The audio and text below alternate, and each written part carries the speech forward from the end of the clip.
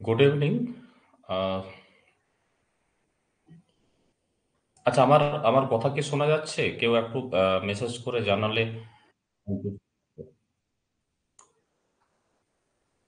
হ্যাঁ, good evening. আমার কথা কি শোনা যাচ্ছে? আচ্ছা, বেশ। তো আমরা আজকে মূলত বাংলা ক্লাস আমাদের অ্যারেঞ্জ করা হয়েছে আরপিএফ এডুকেশনের পক্ষ থেকে। আরপিএফ এডুকেশনের পক্ষ থেকে সকলকে শুভ সন্ধ্যা জানাই, স্বাগত জানাই। বিগত যে 2023 সাল, হ্যাঁ আমি বুঝতে পেরেছি, শোনা যাচ্ছে, হ্যাঁ, ঠিক ঠিক। 2023 সালে আমাদের যে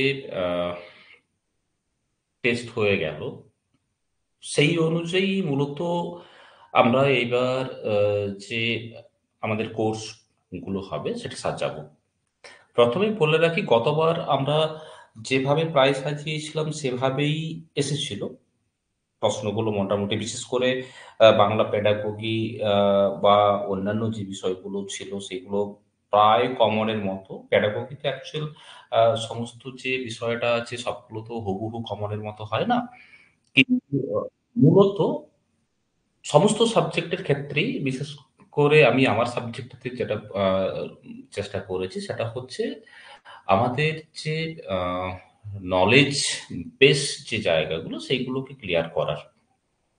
বেসিক জায়গাটা যদি আমাদের ক্লিয়ার হয়ে যায় তো তাহলে পরে আমাদের প্রশ্নের যে অপশনগুলো থাকে সেই অপশনগুলো বুঝতে সাধারণত কোনো সমস্যা হয় না। তার কারণ শুধু মুখস্থ করে তো আর কিছু করা যায় না। তো সেই জন্যই আমরা মূলত বেস যে গঠন, সেই বেস গঠনটার উপরে আমরা মূলত জোর দিয়ে থাকি। এখন বিষয় হচ্ছে যে আমরা বিষয় পরে আলোচনা করি। আমাদের যে আমি কিন্তু যদি কারো কোনো প্রশ্ন থাকে এখন নিতে পারবো না। কারণ এই মুহূর্তে আমি একটা মাত্র ডিভাইসে কাজ করছি। ফলে আমি একটু পড়ানোর সময় এই অংশটা অন করি। আমি এখন ওই জায়গাটাতেই থাকি। তো আ আজকে মূলত আমি যে পাঠটা রেখেছি তা আমাদের যে প্যাডাগোগি, সেই প্যাডাগোগি বিষয়ের উপরেই পাঠটা রেখেছি। কিন্তু তার আগে কিছু কথা বলি। যেটা হচ্ছে যে এখন প্রতি বছরই সিটেটের মতো আমাদের ওয়েস্ট বেঙ্গল প্রাইমারি টেট হবে। এখনো পর্যন্ত ঘোষণা মতো, এবং আমরা লাস্ট দুটো বছর লক্ষ্য করলাম ডিসেম্বর মাসে টেস্ট হলো, এবং আহ, নিয়ম মতোই টেস্টগুলো হয়েছে। টেস্টের প্রশ্ন আহ, আগের বারের তুলনায় এইবার সিলেবাসকে বেশি করে কভার করার চেষ্টা হয়েছে, এবং মোটামুটি একটা এনসিটি গাইডলাইন মেনে প্রশ্নগুলো হচ্ছে এখন। এবং সেই হিসেবে সিলেবাসটাকে ধরে ধরে যদি আমরা প্রিপারেশনটা নিতে পারি তো তাহলে পরে দেখা যাবে যে আমাদের সাকসেস রেটটা অনেক বেশি হবে। আমরা যদি লাস্ট যে একটা প্যানেল যাদের কাউন্সেলিং হবে সেটা যদি লক্ষ্য করি তাহলে পরে দেখা যাবে 2014 এবং 2017 ডিএলএড ক্যান্ডিডেট যারা টেট কোয়ালিফাই করেছিল প্রায় তাদের এনগেজমেন্ট নিশ্চিত। কিছু জন হয়তো আহ, এই যে লিস্ট প্রায় 9,500-এর মতো যে লিস্ট সেখান থেকে সেই লিস্টের বাইরে হয়তো রয়ে গেল। এরপরে রইল 2022, তাই না? তো এই 2022 সালে দেখা যাবে যে টেট পাস, টেট কোয়ালিফাইড তাদের সংখ্যাটা খুব কম, মাত্র 2.5% মতো পাস করেছিল। তারপরে আমরা আসছি 2023। 2023-এ একটা হিউজ সংখ্যক কিন্তু ক্যান্ডিডেট টেট কোয়ালিফাই করেছে। কিন্তু হ্যাঁ, পূজা, গুড ইভিনিং। কিন্তু হ্যাঁ, সিলেবাস নিশ্চয়ই দেবো সুশান্ত, সিলেবাস দেবো। নিশ্চিতভাবে সিলেবাস দেবো। একটু এগুলো আলোচনা করে নিই, তারপরে আহ, বিষয়টাকে আহ, একটু আলোচনা করে তারপরে নিশ্চিতভাবে সিলেবাস দেওয়া হবে। তো এখন 2023-এ যে কথাটা বলছিলাম, তো সেখানে দেখা যাবে যে আমাদের বিএড ক্যান্ডিডেট যারা টেট কোয়ালিফাই করেছে এদের সংখ্যাটা অনেকটা। মহামান্য সুপ্রিম কোর্টের নির্দেশে বিএড ক্যান্ডিডেট যারা তারা প্রাইমারি টেট যে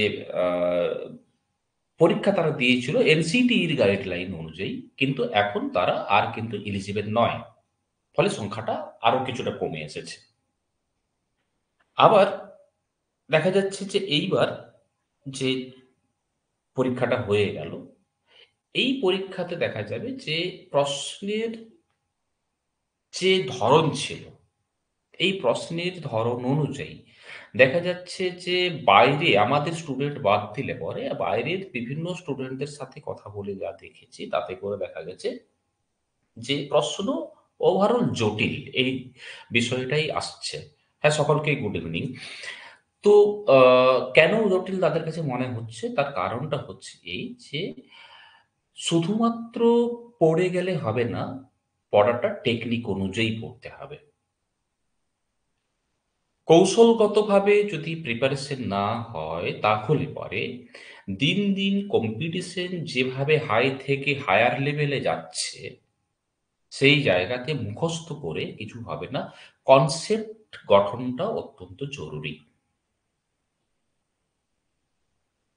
যেহেতু সোশ্যাল মিডিয়াতে সকলে আছো তাহলে পরে নিশ্চিতভাবে লক্ষ্য করবে যে মাঝে মধ্যে হাসি উপায় তো দেখবে একটা বেগুন গাছ আছে, বেগুন গাছে সিঁড়ি লাগানো আছে, দিয়ে একজন কেউ বেগুন তুলছে সিঁড়ির উপরে উঠে। মোরাল অফ দ্য স্টোরি কি? মোরাল অফ দ্য স্টোরি হচ্ছে এই যে যে জায়গাতে, যে বিষয়টাতে, যে কাজটাতে যে এফর্টটা আমার দেওয়ার দরকার তার তুলনায় যদি আমি বেশি দিই, তার নিট ফলটা কিন্তু সেই এফোর্টের সামঞ্জস্যপূর্ণ হয় না। আমাদের বাংলাতে এগুলো প্রবাদ আছে, মশা মারতে কামান দাগা, পর্বতের মুসিক প্রসব, এই সমস্ত বিষয়গুলো আছে কেন? হ্যাঁ, ভিডিও আমার আমার স্ক্রিনটা কি দেখা যাচ্ছে? নামগুলো কি দেখা যাচ্ছে? ভিডিও স্ক্রিনটা কি দেখা যাচ্ছে? আচ্ছা, অমিত দে, তুমি কিছু বলতে চাইছো? বলতে পারো। দেখে দেখা যাচ্ছে?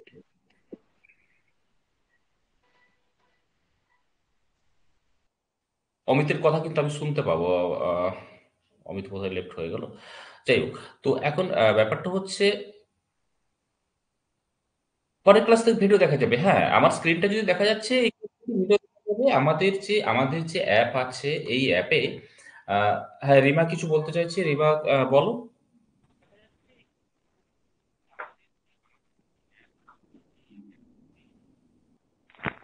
রিমা, তুমি হ্যান্ড রেজ করেছো, কিছু বলতে চাইছো কি? তে, নো নো স্যার। আচ্ছা, ঠিক আছে। তো এখন আমি আমি একটু কথাটা বলে নিই। আমি আজ মূলত প্যাডাগোগির একটা চ্যাপ্টার নিয়ে আলোচনা করব। আমাদের এখানে বিষয় হচ্ছে যে আমি যেটা বলতে চাইছিলাম সেটা একটু বলে নিই। আমাদের এই যে অ্যাপ, এই অ্যাপে কিন্তু সমস্ত কিছু বিষয়গুলোই কিন্তু রেকর্ডেড থাকবে। অনেক সময় ব্যাপারটা কি হয় দেখা যায় যে হয়তো ক্লাসটা শেষ হয়ে যাওয়ার পরে বিভিন্ন সমস্যার কারণে কেউ ক্লাসে জয়েন করতে পারলো না, এবং জয়েন না করার জন্য সেদিনের ক্লাসটা তার তো মিস হয়ে যাবে। কিন্তু এখানে সেই বিষয়টা থাকছে না, তার কারণ ক্লাসটা রেকর্ডেড থাকবে। যে কোনো সময় যে কোনো ক্লাস যতবার খুশি দেখা যাবে, ডাউনলোড করা যাবে, সবই করা যাবে। প্রত্যেকটা বিষয়ের, প্রত্যেকটা সাবজেক্টের, প্রত্যেকটা টপিকের আমাদের যে পিডিএফ নোটস গ্রুপে, অ্যাপে ডাউনলোড করা যাবে, সেখান থেকে দেখা যাবে, এবং তার সঙ্গে সঙ্গে মক টেস্টের বিষয়টাও আছে নিজেকে যাচাই করার জন্য সমস্ত ধরনের। অ্যাজ এ টেট ক্যান্ডিডেট বা স্টুডেন্ট যত ধরনের প্রিপারেশনের জন্য সুযোগ সুবিধা দরকার, সমস্ত বিষয়গুলোই কিন্তু এখানে অ্যাভেলেবেল আছে। মূলত চাহিদা অনুযায়ী সমস্ত কিছু অ্যারেঞ্জ করার একটা ব্যবস্থা এখানে আছে। সেই বিষয়গুলো কিন্তু এখানে সমস্তই প্রোভাইড করা হবে। তার কারণ মূল উদ্দেশ্যটাই হচ্ছে আগামী দিনের যে প্রস্তুতি তাকে নিখুঁত করা। শুধুমাত্র একটা দায় সারা গোছের একটা কোর্স নয় কিন্তু। কিছু নোটস দিয়ে দিলাম, ভাষা কোনো একটা জায়গা একটু পড়িয়ে সিলেবাসটাকে কমপ্লিট করে দিলাম। এইরকম বিষয়টা কিন্তু মোটেও হবে না। তার কারণ ডাউট ক্লিয়ারের বিষয়টা থাকবে। তার কারণ হচ্ছে আমরা কোনো একটা বিষয় যতবার পড়ি না কেন, কোনো একটা বিষয় আমরা যত ক্লাস করি না কেন, তবুও তো কিছু জায়গা থেকে যায়, কিছু বিষয়গুলো থেকে যায়। তাই না? তো সেই জায়গাগুলো কিন্তু ক্লিয়ার করার সুযোগ থাকবে, শর্টকাট টিপস থাকবে। আমি জাস্ট একটা উদাহরণের জন্য স্ক্রিন দেখা যাচ্ছে কিনা আমি বুঝতে পারছি না। কারণ আমি একটা মাত্র ডিভাইসে কাজ করছি আজকে। অন্য একটা ডিভাইস কানেক্ট করা যায়নি। তো সেই জন্য আমি বুঝতে পারছি জাস্ট একটা উদাহরণ দিচ্ছি। যেহেতু আমি বাংলা পড়াবো, একটা উদাহরণ দিলে পরে তোমাদের কাছে ক্লিয়ার হবে যে কোন জায়গায় বেসিক যে ভুলগুলো আমরা করে থাকি এবং তার কত সহজ প্রসেস আছে নির্ণয়ের জন্য, সেই বিষয়টা একটু আ বলে দিলে নিশ্চয়ই বুঝতে পারবে। আমি একটা আ উমেহান কিছু একটা বলতে চাইছে, শুনে নিই। এক আ উমেহান কিছু বলতে চাইছো বোধহয়। বলতে পারো। ১ম এ একটু বলে নিই, আমার যখন ক্লাসটা শেষ হয়ে যাবে তখন হ্যান্ড রেইজ করলে পরে সকলের কথাগুলো শুনতে সুবিধা হবে। না হলে এই যে মাঝখানে যে তোমাদের সাথে কথাগুলো বলছি এগুলোতে অ্যা একটু ফ্লোটা নষ্ট হয়। এরপর থেকে কিন্তু আমি স্ক্রিন দেখতে পাবো না। কেউ কোনো মেসেজ করলেও বুঝতে পারব না। কেউ কোনো কিছু বলতে চাইলেও বুঝতে পারব না। তার কারণ আমি এই স্ক্রিন থেকে আমাদের যে স্ক্রিন আছে সেই স্ক্রিনে আমি চলে যাচ্ছি। আমি যেটা বলতে চাইছিলাম যে কি ধরনের সমস্যাগুলো হয়, যেগুলো ডাউট ক্লিয়ার এর কথাগুলো বললাম, সেই বিষয়টা একটা উদাহরণ দিলে নিশ্চিতভাবে তোমরা বুঝতে পারবে। দেখো, আমি আ ধরো আমরা যেটা বলছি, আমি আজকে মূলত বললাম যে আমরা বৈচিত্র্য যুক্ত শ্রেণীকক্ষের ভাষা শিক্ষণ এই যে বিষয়টা আছে এর উপরে আমরা আজকে প্যাডাগজি যে ক্লাসটা আছে সেটা করব। কিন্তু তার আগে আমি একটু ডাউট ক্লিয়ার এর যে বিষয়টা সেটা একটু বলে নিই। সেটা হচ্ছে এই যে মনে করো আ কারক নির্ণয়ের মূলত আমাদের একটা ধারণা আছে প্রত্যেকের কারক নির্ণয়ের। তো এখন কারক নির্ণয়ের সেই ধারণা অনুযায়ী যদি আমরা দেখি তাহলে পরে দেখা যাবে, মনে করো বলল যে আ আ টাকাটা রাস্তায় কুড়িয়ে পেলাম, কুড়িয়ে পেলাম।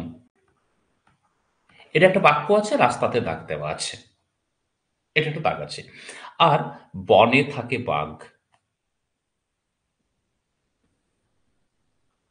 বনে থাকে বাঘ। এই দুটো বাক্য। হুম? তো এখানে বনে দাগ দেওয়া আছে।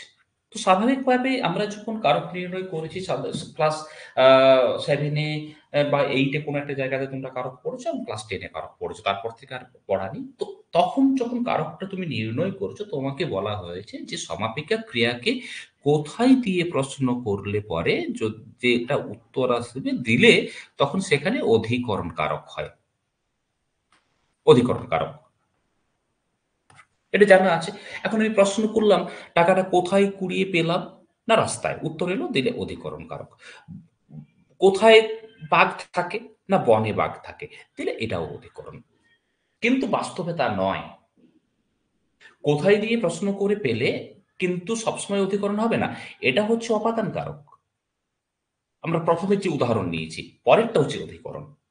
একই রকমভাবে সাধারণত কর্তৃকারক নির্ণয়ের জন্য আমরা কে দিয়ে প্রশ্ন করে থাকি। কর্মকারক নির্ণয়ের জন্য কি দিয়ে প্রশ্ন করে থাকি। এখন বলছে যে মনে করো যে আ সে স্কুলে যায়, সে স্কুলে যায়। এখন সে তে দাগ আছে। আমরা বললাম কে স্কুলে যায়? না সে স্কুলে যায়। দিলে কে দিয়ে আমরা কর্তৃকারক পেলাম। কোন অসুবিধা নেই। কর্তৃকারক। বহুবচন হলে কারা দিয়ে প্রশ্ন করি। এইবার কি দিয়ে প্রশ্ন করে আমরা কর্মকারক পাই। কর্মকারক পাই। এখন এই যদি আমাদের ধারণা হয় এবং তার সঙ্গে আমরা কাকে দিয়ে প্রশ্ন করেও কর্মকারক পাই। এখন দেখা গেল বলছে যে মনে করো আ সে ভাত খায়। ভাতে দাগ আছে। সে কি খায়? না ভাত খায়। ভাত উত্তর এলো, দিলে কর্মকারক হলো। এইবার বলছে যে পাখি উড়ে, পাখি উড়ে। এখন পাখিতে দাগেছে, বললাম কি উড়ে? পাখি উড়ে। এবার দেখা গেল যে এখানে কি খায়? ভাত খায়, কর্মকারক। কি উড়ে? পাখি উড়ে। আবার কর্মকারক করলাম।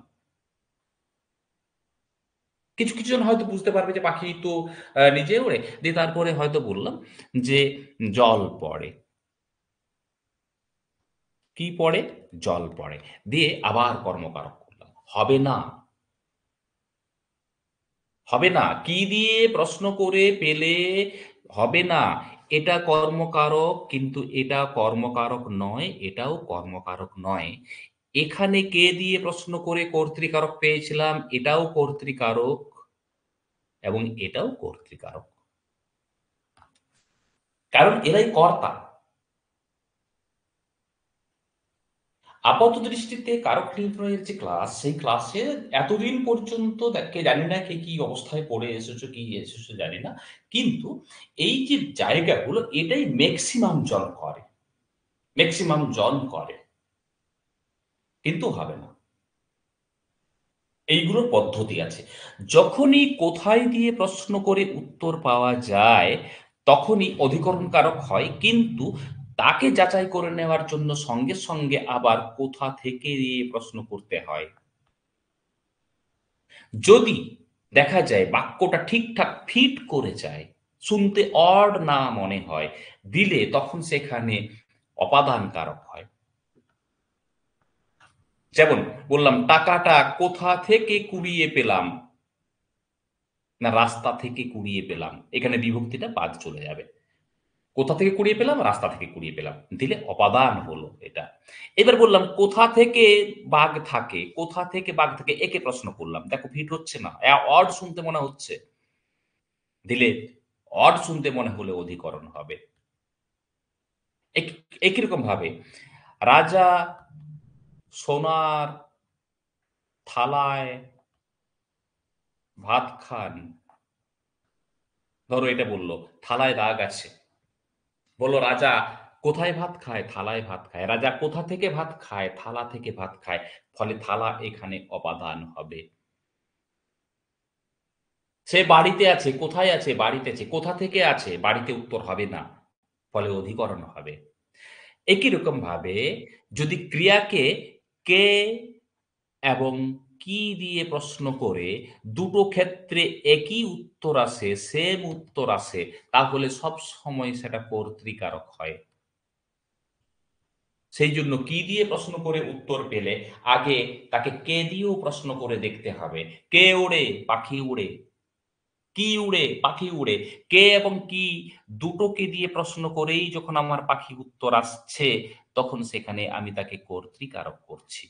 কি পড়ে? জল পড়ে। কে পড়ে? জল পড়ে। জলই পড়ার কাজটা করছে। ফলে কর্তৃকারক হবে। কিন্তু যখন বলছি সে ভাত খায়, সে কি খায়? সে ভাত খায়। উত্তর এলো। সে কে খায়? আর ভাত উত্তর হবে না। কে ভাত খায়? সে। তখন কে দিয়ে প্রশ্ন করলে সে উত্তর আসছে। কি দিয়ে প্রশ্ন করলে পরে ভাত উত্তর আসছে। এই যে সাধারণ যে ভুলগুলো আমরা করে থাকি, সেই সমস্ত জায়গাগুলো নিখুঁতভাবে প্রতিটি বিষয়ে আলোচনা হবে। এটা জাস্ট ব্যাকরণের উদাহরণ দিলাম। যদিও ব্যাকরণগত সালের প্রশ্ন অনুযায়ী খুব কম প্রশ্ন এসেছিল, কিন্তু যে কটা এসেছিল স্ট্যান্ডার্ড লেভেলের এসেছিল। সাধারণত বাংলার স্টুডেন্ট যারা বাংলা অনার্স নিয়ে পড়েছে, তাদের ক্ষেত্রে সেই বিষয়গুলো সহজ। অন্যান্য সাবজেক্ট থেকে যারা এসেছে, তাদের ক্ষেত্রে ব্যাকরণগুলো যথেষ্ট টাফ ছিল। সহজ ছিল না। কিন্তু কম ছিল, তুলনামূলক কম ছিল। তা এই সমস্ত বিষয়গুলো নিখুঁতভাবে ক্লাসের মধ্যে আলোচনা করা হবে। তার সঙ্গে যে আমাদের যে প্যাডাগোজি যে চ্যাপ্টার গুলো আছে, সেই জায়গাগুলো একটু ডিটেইলস আলোচনা হবে। ব্যাকরণের সংখ্যা কম, কিন্তু আগামী দিনে যে ব্যাকরণ আসবে না নিশ্চিত করে বলা যায় না। ফলে যতটুকু না হলে নয়, যতটা না হলে ধারণাটা ক্লিয়ার হবে, স্পষ্ট হবে, মুখস্থ করে নয়, ট্রিক্স এর উপরে নিখুঁতভাবে নির্ভুলভাবে কোনো একটা ব্যাকরণের উত্তর করতে পারবে, সমস্ত বিষয়গুলোই কিন্তু গুরুত্ব সহকারে আলোচনা করব। যাই হোক, আমরা আজকে আমরা যেটা বলছিলাম যে আমাদের বৈচিত্র্যযুক্ত শ্রেণীকক্ষে ভাষা শিক্ষণ। আমরা যেহেতু ভাষার কথা বলছি, ফলে ভাষা শিক্ষণের ক্ষেত্রে বিভিন্ন ধরনের সমস্যা আছে। ভাষা শিক্ষণের বিভিন্ন ধরনের গুরুত্ব আছে। আমরা যতটা সম্ভব আজকে আলোচনা করব। আজ বেশিক্ষণ আলোচনা করব না। আ মোটামুটি মেন যে জায়গাগুলো আমাদের আছে সেই জায়গাগুলো একটু আলোচনা করার চেষ্টা করব আজকে। মূলত আমরা ধরতে চাইবো যে প্যাডাগোগি অ্যাকচুয়ালি জিনিসটা কি? কোন ভাবে আমাদের যে পঠন-পাঠন তাকে প্রভাবিত করে এবং সেই ক্ষেত্রে ভাষা শিক্ষণের ক্ষেত্রে প্যাডাগোগির ভূমিকাটা কি? সেই বিষয়টা আমরা এই যে অংশটা আছে এই অংশের মধ্যে আলোচনা করব। আমি মূলত আজকে ব্যাকরণ পাঠের প্রয়োজনীয়তা বা এই সমস্ত বিষয়গুলো আলোচনা করতে পারতাম। কিন্তু আমি ওই অংশটা ইচ্ছে করে আলোচনা করলাম না। তার কারণ হচ্ছে এই অংশটা যদি আমরা জেনে থাকি তাহলে পরে ব্যাকরণ পাঠের ক্ষেত্রে সমস্যা, ব্যাকরণ পাঠের যে উপযুক্ত যে পদ্ধতি বা অন্যান্য যা কিছু আছে সেই জায়গাগুলো আলোচনা করার ক্ষেত্রে সুবিধা হবে। যাই হোক, আমরা বিষয়টা আলোচনা করি। এখন শিক্ষার্থীর বৈচিত্র্য কথাটার মধ্যে কিন্তু মূল যে বিষয়টা আছে সেটা হচ্ছে বিভিন্নতা। বিভিন্নতা। বিজ্ঞান বলে যে পৃথিবীতে এমন কোনো মানুষ নেই যারা সমবৈশিষ্ট্য সম্পন্ন। বহু ধরনের বাহ্যিক এবং ভেতরের হয়তো কিছু বৈশিষ্ট্য, গুণ, গঠন, আকৃতি এবং সেই সঙ্গে আচার ব্যবহার এই সমস্ত বিষয়গুলোর মধ্যে মিল থাকতে পারে, কিন্তু কখনো হুবহু এক হতে পারে না। পার্থক্য সেখানে থাকবেই। ফলে যখন একটা শ্রেণীকক্ষের মধ্যে ম্যান টু ম্যান এই ধরনের ডিফারেন্স গুলো কাজ করবে, তখন সেইখানে তাদের সকলের উপযুক্ত ব্যবস্থা গ্রহণের মাধ্যমে তাদেরকে যখন ভাষা শেখানোর চেষ্টাটা করা হবে, তখন তার পদ্ধতিটা কি হবে, তার লক্ষ্যটা কি হবে, তার গুরুত্বটা কি হবে, ওই যে শিক্ষার্থীরা আছে তাদের কোন জায়গায় ভিন্নতা আছে, সেটাই মূলত শিক্ষার্থীর এই বৈচিত্র্যতার মধ্যে নির্ভর করে। কোন দিক থেকে হতে পারে? একটা হচ্ছে ভাষা এবং সম্প্রদায়গত দিক থেকে। কোনো একটা শ্রেণীকক্ষে দেখা যেতে পারে যে বিভিন্ন ভাষা সম্প্রদায় থেকে শিক্ষার্থীরা আসতে পারে। ভাষা সম্প্রদায় মানে হচ্ছে স্পিচ কমিউনিটি, যারা একই ধরনের ধ্বনি সমষ্টির মাধ্যমে নিজেদের মধ্যে ভাব বিনিময় করে।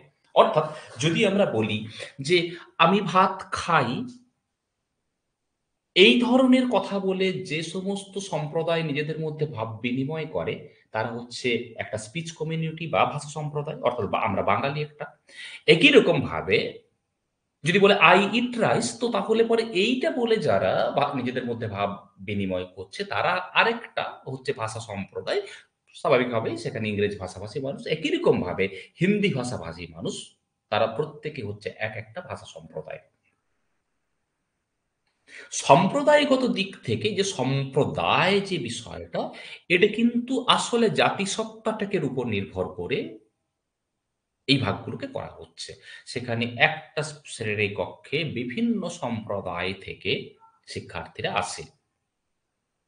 ফলে এই ভাষা ভিন্নতা এবং সম্প্রদায়ের ভিন্নতা কোথায় কাজ করে? তার আগ্রহ, তার রুচি, তার সামর্থ্য প্রত্যেকটা জায়গাকে প্রভাবিত করে। তার আচার-আচরণকে প্রভাবিত করে। দেখা যাবে যে খেয়াল করে যে একটা শ্রেণীকক্ষে হয়তো বাংলা পড়ানো হবে। কিন্তু কোনো একটা হিন্দি ভাষাভাষী অঞ্চলের মানুষ সেই শ্রেণীকক্ষে আছে। একটা অন্য কোনো ভাষা সম্প্রদায়ের মানুষ সেই শ্রেণীকক্ষে আছে। ফলে তার কথাটাও আমাকে ভাবতে হবে।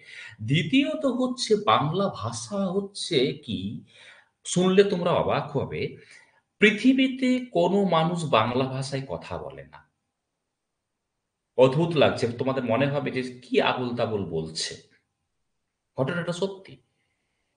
পৃথিবীতে কোনো মানুষ বাংলা ভাষায় কথা বলে না। তাহলে আমি কোন ভাষায় কথা বলছি? আমি একটা বাংলার উপভাষাতে কথা বলছি। ত্রিপুরা, পশ্চিমবঙ্গ, বাংলাদেশ এবং বিশ্বের বিভিন্ন প্রান্তে যেখানে যে বাংলা ভাষাভাষী মানুষ আছে তারা তো আসলে এখান থেকেই উঠে গেছেন। তো এই যে ভাষাভাষী মানুষ যারা তারা কিন্তু এক নির্দিষ্ট উপভাষাতে কথা বলেন। যেমন বাংলাদেশের মানুষ বঙ্গালী উপভাষায় কথা বলে, কলকাতা কেন্দ্রিক মধ্য পশ্চিমবঙ্গের মানুষ তারা রাঢ়ী উপভাষায় কথা বলেন। আমাদের উত্তরবঙ্গের মানুষ তারা কেউ বরেন্দ্রী, কেউ কামরূপী উপভাষায় কথা বলেন। আবার দক্ষিণ-পশ্চিম বাঁকুড়া, দক্ষিণ-পশ্চিম মেদিনীপুর, ধলভূম, সিংভূম, মানভূম এই অঞ্চলের মানুষ ঝাড়খণ্ডী উপভাষায় কথা বলেন। তাহলে কলকাতা, হাওড়া, হুগলি, উত্তর চব্বিশ পরগনা, দক্ষিণ চব্বিশ পরগনা, নদিয়া, মুর্শিদাবাদ, বর্ধমান, বীরভূম এই যে অঞ্চলের মানুষ এরা যদি রাঢ়ী তাহলে বাংলা ভাষাটা রইল কোথায়? তাই না? কে বাংলা ভাষায় কথা বলে? সবাই তো উপভাষায় কথা বলে। তাহলে এখন আমরা কোনটায় কথা বলছি? না এই যে বিভিন্ন অঞ্চলের আঞ্চলিক বৈশিষ্ট্য, প্রাদেশিক উচ্চারণগত যে ভিন্নতা, এইগুলো যখন একটা উপভাষা থেকে আরেকটা উপভাষাকে পৃথক করছে, তখন যাতে ভাষাগত জটিলতা তৈরি না হয়, তার জন্য একটা মান্য চলিত বাংলা করা হয়েছে যেটা রাঢ়ী। এখন আমরা যেভাবে কথা বলছি যেকোনো আ উপভাষার মানুষ এটা বুঝতে পারবেন। কারণ এটা হচ্ছে বাংলার মান্য চলিত বাংলা। কিন্তু এটা অ্যাকচুয়ালি রাঢ়ী উপভাষা। ফলে বাংলা ভাষায় কেউ কথা বলে না। তাহলে খেয়াল করে দেখতে হবে যে বিভিন্ন প্রান্তের মানুষের বাংলা ভাষার মধ্যেই উচ্চারণগত পার্থক্য আছে। মুর্শিদাবাদের মানুষ এক ধরনের বাংলা বলেন, পুরুলিয়ার মানুষ এক ধরনের বাংলা বলেন, বাংলাদেশের মানুষ এক ধরনের বাংলা বলেন। তাই না? তাহলে এই যে ভিন্নতা, এটা ভাষা শিক্ষার ক্ষেত্রে একটা কিন্তু জটিলতা তৈরি করতে পারে। একই রকমভাবে বিভিন্ন সম্প্রদায়গত দিক থেকেও এই সমস্যাগুলো হয়। সংস্কৃতি এবং ধর্ম বিশ্বাসের দিক থেকে এটাও ভাষা শিক্ষার ক্ষেত্রে একটা গুরুত্বপূর্ণ ভূমিকা। সংস্কৃতি আমরা আসলে আ যে সংস্কৃতিতে বিশ্বাস করি, সেখানে ভাষার মধ্যে বিভিন্ন ধরনের পরিবর্তনের জায়গাগুলো আছে। ধর্ম বিশ্বাসের দিক থেকেও এই সমস্ত বিষয়গুলো আছে। যেমন একটু যদি উদাহরণ দিই তাহলে পরে পরিষ্কার হবে। যদি আমরা ধর্মবিশ্বাসের কথাটা বলি, তো তাহলে পরে দেখা যাবে যেমন হিন্দু মেয়েরা, বিবাহিত মেয়েরা সাধারণত আ গুরুজনদের নাম ধরে না। নাম তারা উচ্চারণ করে না। ফলে তারা বিভিন্নভাবে আকারে ইঙ্গিতে সেই বিষয়গুলোকে বলে। বিভিন্ন অঞ্চলে রাত্রিবেলায় সাপ বলে না। সাপের বদলে লতা ব্যবহার করে। এইগুলো ধর্মবিশ্বাস। কোথাও না কোথাও অন্ধবিশ্বাস বলতে পারি, কোথাও না কোথাও কুসংস্কার বলতে পারি। চাল শেষ হয়ে এসেছে বলে না, চাল বাড়ন্ত। হিন্দু মেয়েরা সিঁদুর শেষ হয়ে গেলে বলে সিঁদুর বাড়ন্ত। যদিও এখন আস্তে করে সকলে আপডেট হচ্ছে, আধুনিক হচ্ছে। বর্তমান দিনের মেয়েরা সাধারণত এইগুলো সমস্ত কিছু আর অতটা মেনে চলে না। কিন্তু আগেকার দিনের মানুষ যারা তারা এগুলো মেনে চলেন। ফলে এই জায়গা থেকে এই জায়গাগুলোর এই যে ভাষার একটা শব্দকে ব্যবহার না করে অন্য একটা কিছুকে আমি ব্যবহার করছি, ফলে সেটা ভিন্নতা তৈরি করল। এই সমস্ত বিষয়গুলো আছে। বিভিন্ন অঞ্চলের মানুষের সংস্কৃতিগুলো ভিন্ন হয়। লোকসংস্কৃতি যা কিছু থাকে আলাদা হয়। এবং সেই সংস্কৃতি চর্চার মধ্যে থেকে যখন আমরা একটা জায়গাতে এসে পৌঁছাই, তখন সেখানে দেখা যাবে যে ভাষার ক্ষেত্রে ভিন্নতা। যদি জাস্ট একটা উদাহরণ দিই তাহলে পরে নিশ্চিতভাবে বুঝতে পারবে। 'পিন্দারে পলাশের বন' একটা গান, বিখ্যাত গান হয়েছে। পরবর্তীকালে দোহার গেয়েছিল।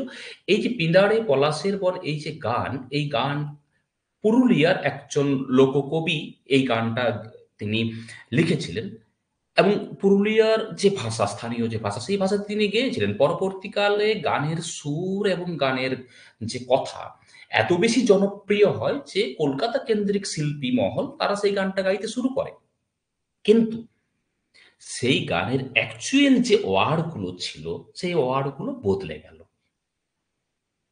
মানে না বুঝে তারা কি করল? তারা নিজেদের মতো ওয়ার্ড গুলোকে চেঞ্জ করতে শুরু করল। এবং তারপরে দেখা গেল বদলে গেল। ওই যে আ ধরো ওই কি কালো জলে কুচলা তলে ডুবলো সোনাতল। এই গানটার ক্ষেত্রে একই রকমভাবে সেখানে ভাষাগত ভিন্নতা তৈরি হয়েছে। শব্দের অর্থ বদলে গেছে। কেন? একটা সংস্কৃতির মানুষ আরেকটা সংস্কৃতিকে যখন অ্যাডপ্ট করছে যখন তাকে গ্রহণ করছে তখন সেখানে ভাষাগত ভিন্নতার জন্য এই সমস্যাগুলো তৈরি হচ্ছে। মানের দিকটা যদি আমরা লক্ষ্য করি, শিক্ষার্থীর মান খেয়াল করে দেখো। তার কারণ কি? তার কারণ হচ্ছে যে আমরা সহজভাবে বুঝতে পারি। বিশেষ করে মনে করো বাংলা তুমি মাধ্যমিক পরীক্ষা দিচ্ছ, তুমি এইচএস পরীক্ষা দিচ্ছ। তুমি একই উত্তর লিখছো, আমি একই উত্তর লিখছি। কিন্তু তোমার নম্বর বেশি হচ্ছে, আমার নম্বর কম হচ্ছে। কেন হচ্ছে? তার কারণ উত্তরের মান। উত্তর তো একই। নৈর্ব্যক্তিক উত্তর নয়। যখন ব্যাখ্যামূলক উত্তর আসছে তাহলে তুমি এক রকম নম্বর পাচ্ছ, আমি এক রকম নম্বর পাচ্ছি কেন? তার কারণ প্রকাশভঙ্গি। কোনো একটা উত্তর কে কেমনভাবে প্রকাশ করবে তার উপরে নির্ভর করবে একটা শ্রেণীকক্ষের মধ্যে শিক্ষার্থীদের যে মান, এই মান কিন্তু একই থাকে না। কেউ উচ্চ মেধা সম্পন্ন, কেউ মধ্য মেধা সম্পন্ন, কেউ নিম্ন মেধা সম্পন্ন। যখন বিক্রমাদিত্যের রাজসভাতে নবরত্ন ছিল তো এবং অন্যান্য রাজসভা কবিরা ছিল, তখন সেখানে রাজসভা কবি সভাকবি কে হবেন সেই নিয়ে পণ্ডিতদের মধ্যে ভীষণ বিবাদ। তখন বলল যে এ বলছে আমি হব, সে বলছে আমি হব। বলল তাহলে এরকম করে তো হয় না, তাহলে একটা টেস্ট নেওয়া যাক। তখন বিভিন্ন কবিদেরকে বলা হলো, আচ্ছা তুমি বর্ণনা করো। সামনে একটা শুকনো কাঠ পড়েছিল, বলল বর্ণনা করো ওটা কি।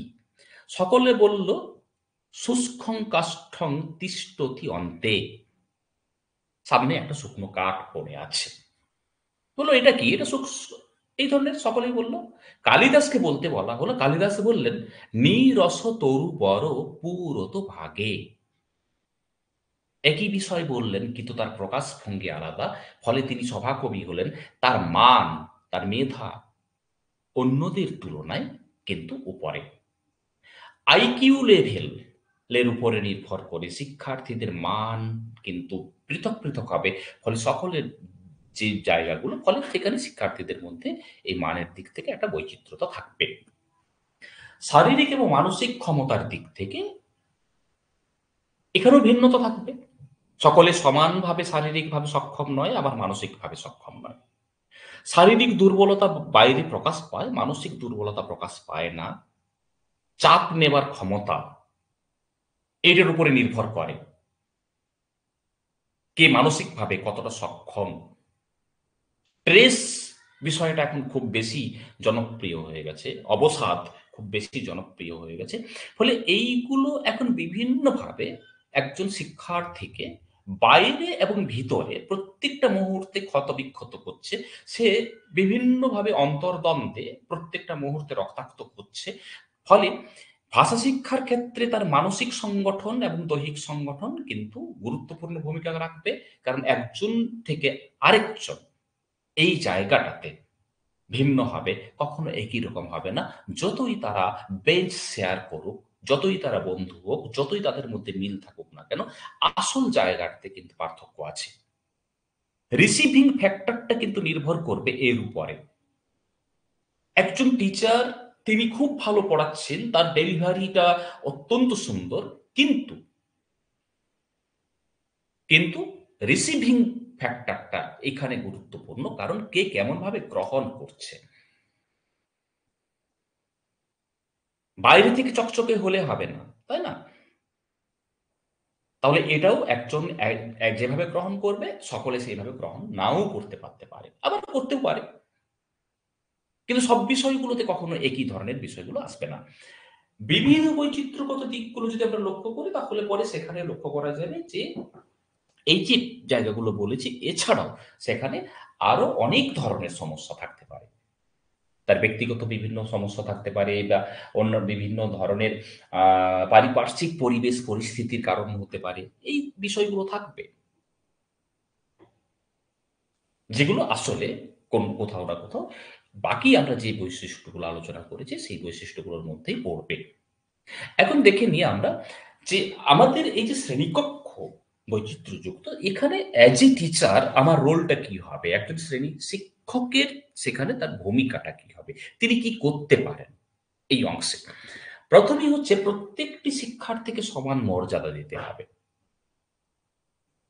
এটা যদিও হয় না, ভীষণভাবে এটা সত্য, চরমভাবে, কঠোরভাবে এটা সত্য যে এটা হয় না। কেন হয় না? তার বহু কারণ আছে। পরিকাঠামোগত কারণ আছে,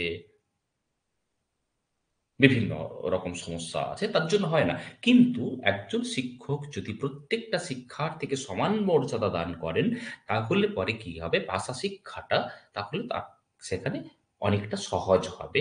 অর্থাৎ উচ্চ মেধা সম্পন্ন এবং নিম্ন মেধা সম্পন্ন, শারীরিকভাবে সক্ষম এবং অক্ষম, এবং সেই সঙ্গে, সঙ্গে মানসিক সংগঠন থেকে দুর্বল এবং সবল, প্রত্যেককে যদি সমান গুরুত্ব দেওয়া হয়, তাহলে পরে এক্ষেত্রে বিষয়টা কাজ করবে। কারণ এই সমস্ত কিছুগুলোর উপরে নির্ভর করে একজন শিক্ষার্থীর রুচি, আগ্রহ, সামর্থ্য, প্রবণতা, এই কথাগুলো বারবার হয়তো ডিএলএড বা বিএডে পড়ানো হয়। তাহলে রুচি, আগ্রহ, সামর্থ্য, প্রবণতা, আমরা এর আগে বিবিধ যে বিষয়গুলো আমরা আলোচনা করছিলাম, যে জায়গাতে এই যে অংশগুলো বললাম, বৈচিত্র্যের কথা, তো এখানে এই বিষয়টাতেই আমরা আসলে ওইটা পাবো যে আমাদের দেখা যাবে যে রুচি, আগ্রহ, সামর্থ্য, এই যে এবং প্রবণতা, এই যে কথাগুলো বলছি, এই বিষয়গুলো ওখানে কাজ করবে।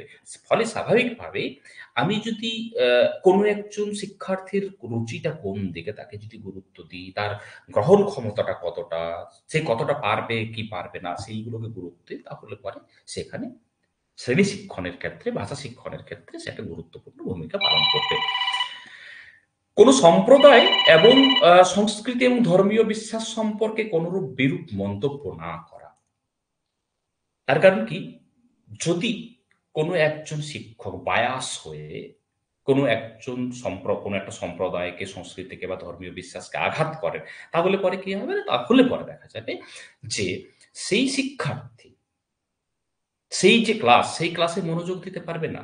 এবং সঙ্গে, সঙ্গে আর যেটা ঘটবে সেটা হচ্ছে যে আ সেই ক্লাস সম্পর্কে তার মধ্যে একটা কিন্তু বিরূপ মনোভাব তৈরি হবে, যেটা কখনোই কাম্য নয়। শিক্ষার্থীদের একান্ত ব্যক্তিগত বিষয় নিয়ে কথা না বলা। ক্লাসের মধ্যে দেখা যাবে যে বিভিন্ন জন বিভিন্ন আ রকম সমস্যার মধ্যে থাকে তার, কিন্তু যেটা ব্যক্তিগত সেটা ব্যক্তিগত। সেটা সকলের সামনে তাকে কিন্তু বলা যাবে না। বালক-বালিকা সবাইকে সমান সুযোগ দান। অর্থাৎ এখানে জেন্ডার বায়াসনেস এর কথা বলা হচ্ছে।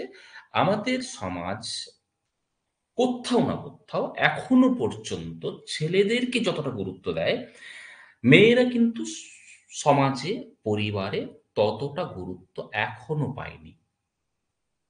আমরা সেই সমাজ থেকেই আসছি। স্বাভাবিকভাবেই এই জেন্ডার বায়াসনেস টা কিন্তু প্রত্যেকের মধ্যে কোথাও না কোথাও আমাদের অচেতনভাবে হোক বা সচেতনভাবে হোক মনের মধ্যে গেঁথে আছে। এবং তারই ফলশ্রুতিতে দেখা যায় যে দুজনকে সমানভাবে দেখা হয় না। কিন্তু শ্রেণী শিক্ষণের ক্ষেত্রে এই যে বিষয়গুলো আছে, এই বিষয়টা করা যাবে না। এই বিষয়টা করা গেলে পরে সেই ক্ষেত্রে পার্টিকুলার ওই ক্লাসটাতে দেখা যাবে যে কেউ কারো মনে হতেই পারে আমি বঞ্চিত হচ্ছি। আমার যতটা সুযোগ পাওয়া উচিত ছিল আমি ততটা সুযোগ পেলাম না। ফলে সেই ক্লাস সম্পর্কে তার যে আগ্রহ, সেই আগ্রহ কিন্তু কমবে। মনোবৈজ্ঞানিক উপায়ে শিক্ষাদান এর কথা যখন বলছি, আমি একটু আগেই বলছিলাম যে বেগুন গাছে সিঁড়ি দিয়ে মই দিয়ে বেগুন পাড়ার কথা বলছিলাম। কেন বলছিলাম? তার কারণ হচ্ছে যে আমরা সেখানে আ আমরা ওই অংশটাতে অযথা পরিশ্রম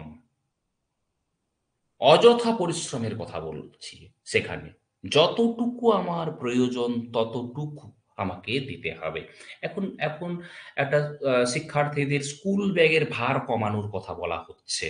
এখন আ প্রথাগত যে শিক্ষা, সেই শিক্ষা থেকে সরে এসে এখন activity tasks এর কথা বলা হচ্ছে। কেন বলা হচ্ছে? মনোবৈজ্ঞানিক পদ্ধতিতে এই যে শিক্ষাদান, সেই শিক্ষাদানের মাধ্যমে কোনো একজন শিক্ষার্থীর মনের উপরে যে প্রেশার, সেই প্রেশারটাকে সরানো চেষ্টা হচ্ছে। এখন আধুনিক সময়ে মা-বাবা, অভিভাবকরা তাদের অপূর্ণ স্বপ্নগুলো সন্তানের উপরে চাপিয়ে দিচ্ছে। প্রত্যেকেই চাইছে কি? প্রত্যেকেই চাইছে আমার ছেলেটা অরিজিৎ সিং হোক, মেয়েটা শ্রেয়া ঘোষাল হোক। ফলে তাকে গানের ক্লাসে পাঠিয়ে দিচ্ছে। প্রত্যেকেই তাকে যোগার ক্লাসে পাঠিয়ে দিচ্ছে। প্রত্যেকেই তাকে সাঁতার শেখাচ্ছে, প্রত্যেকে তাকে ক্রিকেট মাঠে নিয়ে যাচ্ছে, তাকে টেনিস মাঠে নিয়ে যাচ্ছে, তাকে ডিগি তবলাতে দিচ্ছে, তাকে বাঁশিতে দিচ্ছে, তাকে আবৃত্তিতে দিচ্ছে। এবং তারপরে বাড়িতে আসছে প্রত্যেকটা সাবজেক্টে একজন করে টিউটর। পাড়াতে আড্ডাতে মায়েরা গল্প করছে, ছেলেটাকে মেয়েটাকে এইখানে দিয়েছি, এখানে সারাদিন সময় পাচ্ছি না, এতটুকু সময় নেই, গল্প করছে। আমি যা পারিনি, আমি স্বপ্ন দেখছি আমার সেই অপূর্ণ স্বপ্নগুলো আমার সন্তানের মধ্যে সফলতা মাধ্যমে আমি তাকে তৃপ্তি সহকারে উপভোগ করতে চাইছি। How can it possible? আমি যা পারিনি, আমি যদি আরেকজনকে যদি আমি খরগোশ বানাই, গিনিপিগ বানাই, তার উপরে যদি আমি টেস্ট করি, তো তাহলে কি হবে? তার উপরে যে মেন্টাল প্রেশারটা তৈরি হচ্ছে, ফলে স্বাভাবিকভাবে দেখা যাচ্ছে স্টুডেন্টরা ছোটকালীন অবস্থায় তারা সেগুলো কিছু বলতে পারছে না। যখন তারা বড় হচ্ছে, ক্রমশ ইন্ট্রোভার্ট হচ্ছে। কারো সাথে কথা বলছে না, চুপচাপ থাকছে, ওই সমস্ত নিয়ে পড়ে থাকছে। কাঙ্ক্ষিত যে মান সেটা আসছে না। আবার ওই মা-বাবাই দেখা যাচ্ছে ক্লাস 8 এ উঠে যাওয়ার পরে সব বন্ধ করে দিচ্ছে। শুধু বই নিয়ে মুখ গুঁজে পড়ে থাক। কারণ তার বোর্ড এক্সাম আছে ক্লাস 10 এ। ফলে তখন তাকে সেখানে 90% এর উপরে তাকে নম্বর পেতে হবে।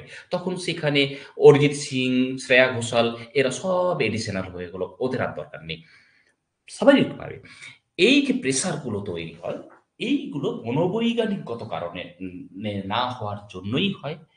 একজনের ক্যাপাসিটি, একজনের রিসিভিং পাওয়ার, এইটা যদি না দেখে করা হয়, তাহলে পরে সেটা কিন্তু হবে না। ফলে একজন শিক্ষক, তিনিও একজন শিক্ষার্থীকে মনোবৈজ্ঞানিক উপায়ে শিক্ষাদানের কথা বলবেন। ফলে আমরা যা পড়ে এসেছি সেইভাবে এখন পড়াতে গেলে তা চলবে না। শিক্ষার্থীদের শারীরিক গঠন সম্পর্কিত কোনো কথা না বলা, অর্থাৎ এটা এটা আবার হচ্ছে বডি শেমিং যাকে বলে।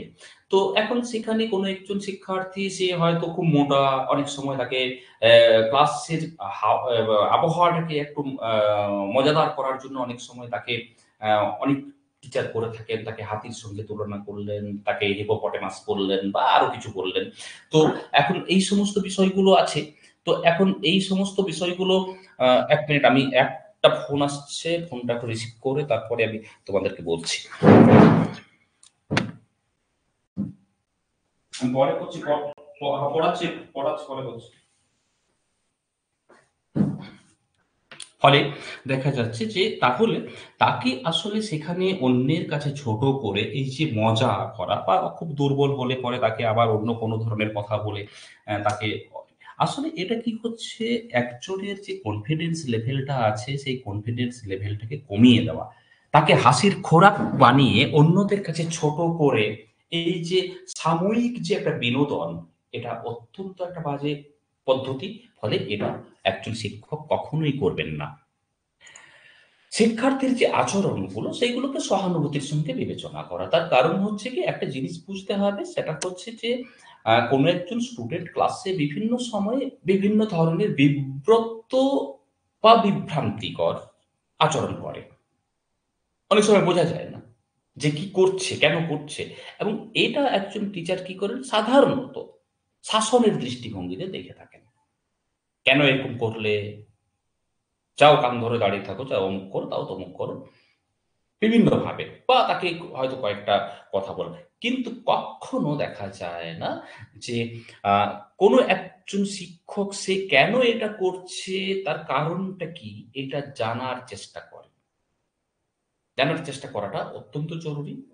হয়তো সে কোনো না কোনো একটা সমস্যার কারণে এই ধরনের আচরণগুলো করছে। যদি কাউন্সেলিং করা যায় তাও সেখানে দেখা যাবে তার প্রকৃত কারণটা বেরিয়ে আসবে।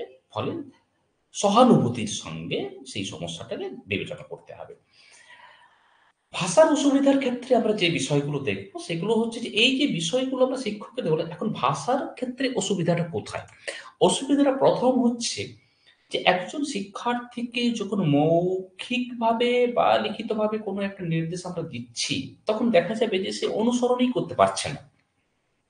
আমরা অনেক সময় দেখা যায় যে কোনো একজন স্টুডেন্টকে কোনো একটা নির্দেশ দিলাম, কিছু একটা করতে বললাম, কিন্তু সে চুপচাপ বসে আছে। লকডাউন কি ক্ষতি করে গেছে আমরা প্রত্যেকটা মুহূর্তে অনুভব করছি। ক্লাস 10 যারা মাধ্যমিক এবার দিচ্ছে তাদেরকে লক্ষ্য করছিলাম, ক্লাসে তাদের মধ্যে প্রায় 40% স্টুডেন্ট আমার তারা বাংলা রিডিং পড়তে পারে না। তার কারণ তারা ক্লাস 5-6 এ ভর্তি হয়েছিল। তারপরে 7-8 এবং 9 এর বেশ কিছুটা অংশ তারা ক্লাস পায়নি। একেবারে তারা সমাজের কি বলবো? আ মানে মূল স্রোতের থেকে বিচ্ছিন্ন জগতের বাসিন্দা হয়ে গেছে। তারা হচ্ছে ফার্স্ট লার্নার, বাড়িতে পড়াশোনা কেউ জানেন না। সকলেই বাড়িতে বিভিন্ন জায়গায় কাজ করেন। আমার আ আ লক্ষ্য করেছি যে তারা রিডিং পড়তে ভুলে গেছে। তারা বাংলা রিডিং পড়তে পারছে না। যখন কোনো একটা কিছু বলছি, লিখতে পারছে না। বোর্ডে লিখে দিচ্ছি, লিখাটাকে দেখেও লিখতে পারছে না। তার কারণ বর্ণগুলোও অনেকে ভুলে গেছে। ফলে বাংলার ক্লাসে তাদের ক্লাস 10 এর উপযোগী ভাষা শিক্ষার ক্ষেত্রে কি পদ্ধতি গ্রহণ করা যাবে? কোনো উপায় নেই। ভাষা শিক্ষার ক্ষেত্রে এটা বড় সমস্যা। যদি কেউ লিখতেই পারল না, লিখে দিলে পরেও তাকে অনুসরণ করতে পারছে না, সেটা একটা বড় বাধা হয়ে দাঁড়ায়। গল্প বা কোনো একটা রচনা যখন আমরা দেখছি, এটা বুঝতে পারল না। এটা প্রত্যেকের ক্ষেত্রে সমস্যা হয়। কিন্তু সমস্যাটা কোথায় হয়? সমস্যাটা হয় পার্টিকুলার কিছু জায়গাতে। কিন্তু যখন যেমন দেখা যাবে যে হয়তো এইচএস পাস করে তোমরা এখন অনেকে এসেছো। তেলেনাপোতা আবিষ্কারের কথা যদি বলি ক্লাস 11 এর, তো তেলেনাপোতা আবিষ্কার অনেকেই বুঝতে পারে না। স্টুডেন্টদের কথা বাদ দিলাম, বহু টিচার বুঝতে পারেন না যে অ্যাকচুয়ালি এটা কি? প্রেমেন্দ্র মিত্রের যতগুলো গল্প আছে শ্রেষ্ঠ গল্পের মধ্যে তেলেনাপোতা আবিষ্কার একটা অন্য রকমের গল্প। সারা বিশ্বের যতগুলো ছোট গল্প আছে তার হয়তো দেখা যাবে ১০ টার মধ্যে একটা পড়বে। কিন্তু অনেকে বুঝতে পারে না। তো এটা আলাদা বিষয়। তার কারণ তার ভাব, তার বিষয়, তার আঙ্গিকগত জটিলতার কারণে হয়তো বুঝতে পারে। কিন্তু সাধারণ যে কথাগুলো আছে সেই সাধারণ কথাগুলো কি বুঝতে পারবে না? সাধারণ কথাগুলো বুঝতে পারা উচিত। কিন্তু দেখা যায় যে কোনো শিক্ষার্থী যখন অতি সাধারণ বিষয়টাও বুঝে উঠতে পারে না, তখন সেখানে ভাষা শিক্ষার ক্ষেত্রে একটা সমস্যা তৈরি করে। তথ্য প্রকাশ করতে গিয়ে চিন্তাকে সংহত করতে না পারা। যদি এটা পারত, তাহলে কোনো সমস্যাই থাকতো না। দেখা যায় খেয়াল করে দেখবে যে বিভিন্ন জনকে যখন কোনো অ্যাপ্লিকেশন লিখতে বলা হয়, তখন সে অনেক সময় নিজে লেখে না, অন্যের দ্বারস্থ হয়। যে একটু লিখে দে। তিনি নিজে পড়াশোনা জানেন কিন্তু নিজে লিখছেন না। অন্যকে দিয়ে লেখা করাচ্ছেন। এবং অদ্ভুতভাবে লক্ষ্য করবে যে তিনি বলে দিচ্ছেন কি লিখতে হবে, কেমনভাবে লিখতে হবে সেটাও বলে দিচ্ছেন। এটা এরকম এইটা হেডিং হবে, এটা সাবজেক্ট হবে আর এই বিষয়গুলো বলতে হবে। তাহলে তুমি লেখো না। অন্যকে লিখতে বলছো কেন? তার ভয় আছে, তার কনফিডেন্স আছে যে আমি যেটা আসলে বলছি সেটাকে গুছিয়ে লিখতে পারব না। এই যে গুছিয়ে লেখা, এই গুছিয়ে লেখাটাকেই বলা হচ্ছে চিন্তাকে সংহত করা। আমি যা বলতে চাইছি সেটাকে গুছিয়ে না লিখতে পারা। এইটা কিন্তু বহুজনের সমস্যা। সারমর্ম বা সারসংক্ষেপ এর মধ্যেই পড়ে।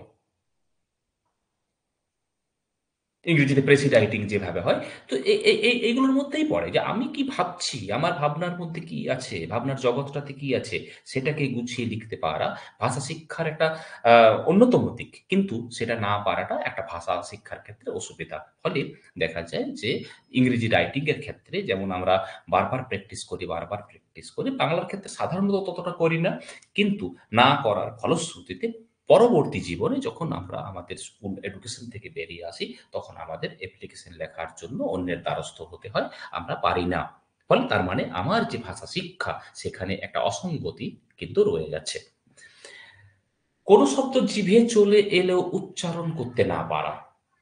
এটা একটা সমস্যা। এইটাকে আমরা আবার কি বলি? আমরা বলি যে পেটে আসছে, মুখে আসছে না। মানে আমি বুঝতে পারছি যে আমি কি বলতে চাইছি, কিন্তু আমি সেই আমার বোঝা কথাটা আমি বলতে পারছি না। তার মানে কি? তার মানে আমি তাকে ভাষায় প্রকাশ করতে পারছি না।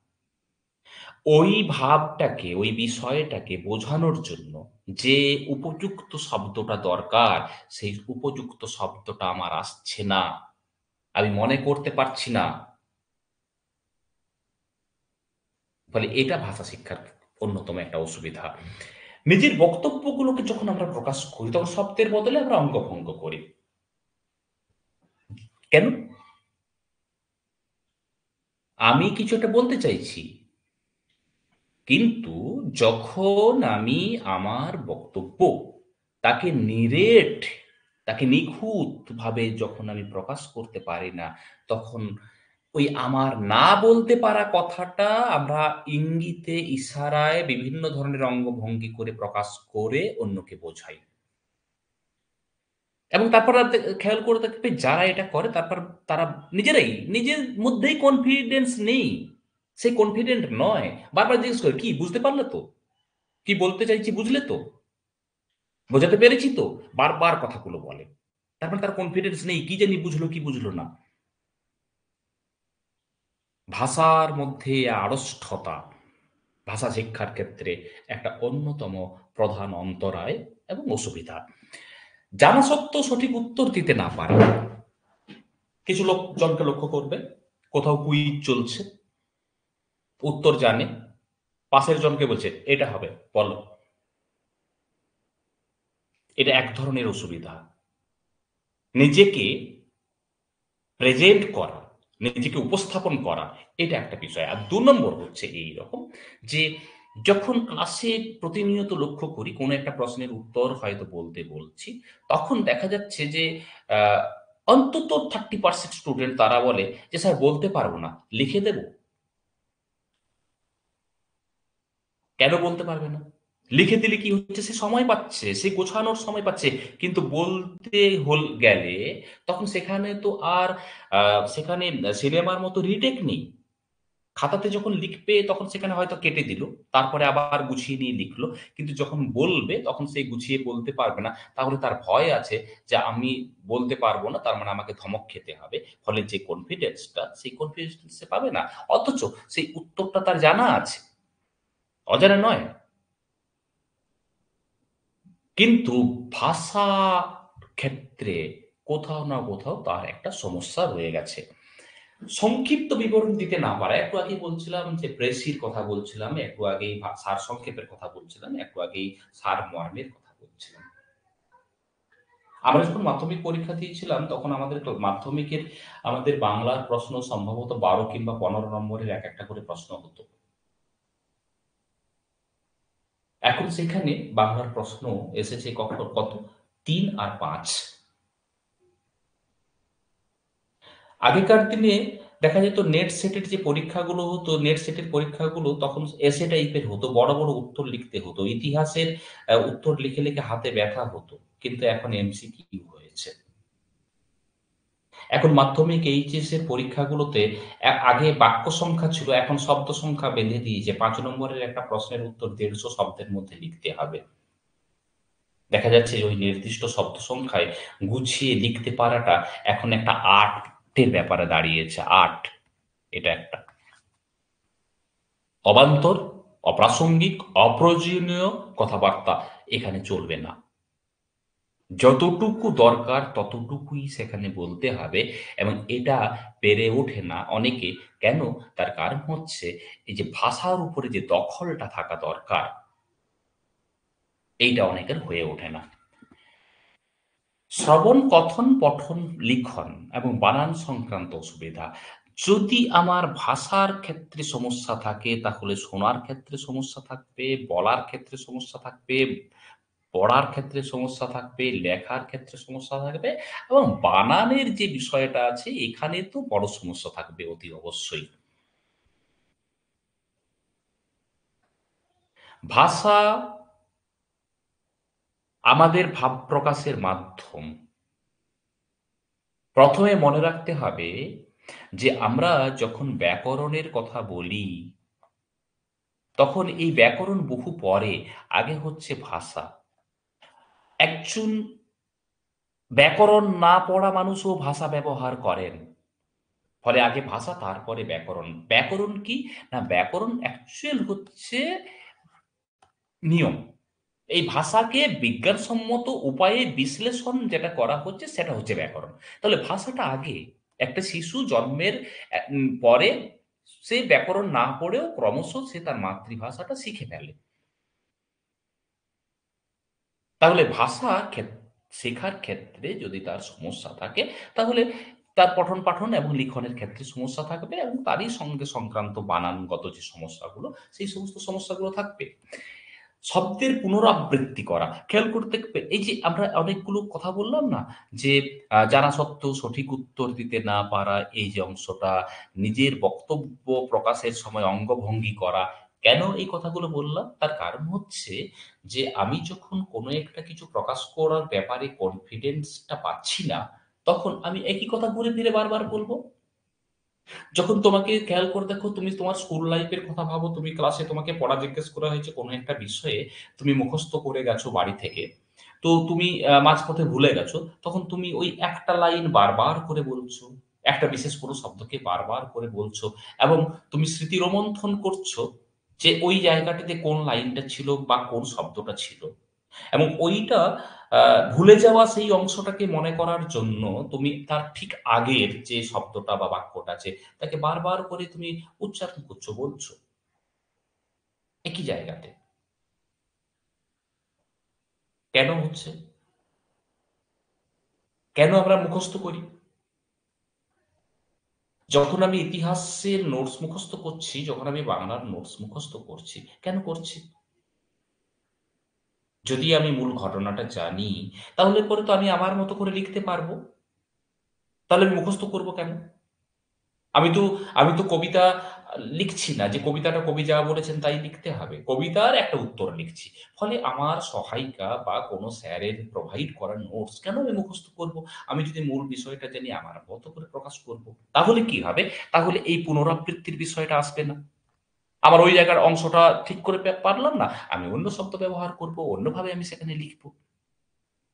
কিন্তু আসলে ভাষার উপরে যে দখলটা, সেই দখলটা আমাদের ঠিকঠাকভাবে হয়ে ওঠে না। স্বাভাবিকভাবে আমাদের কিন্তু অন্যের ভাষা মুখস্থ করতে হয়।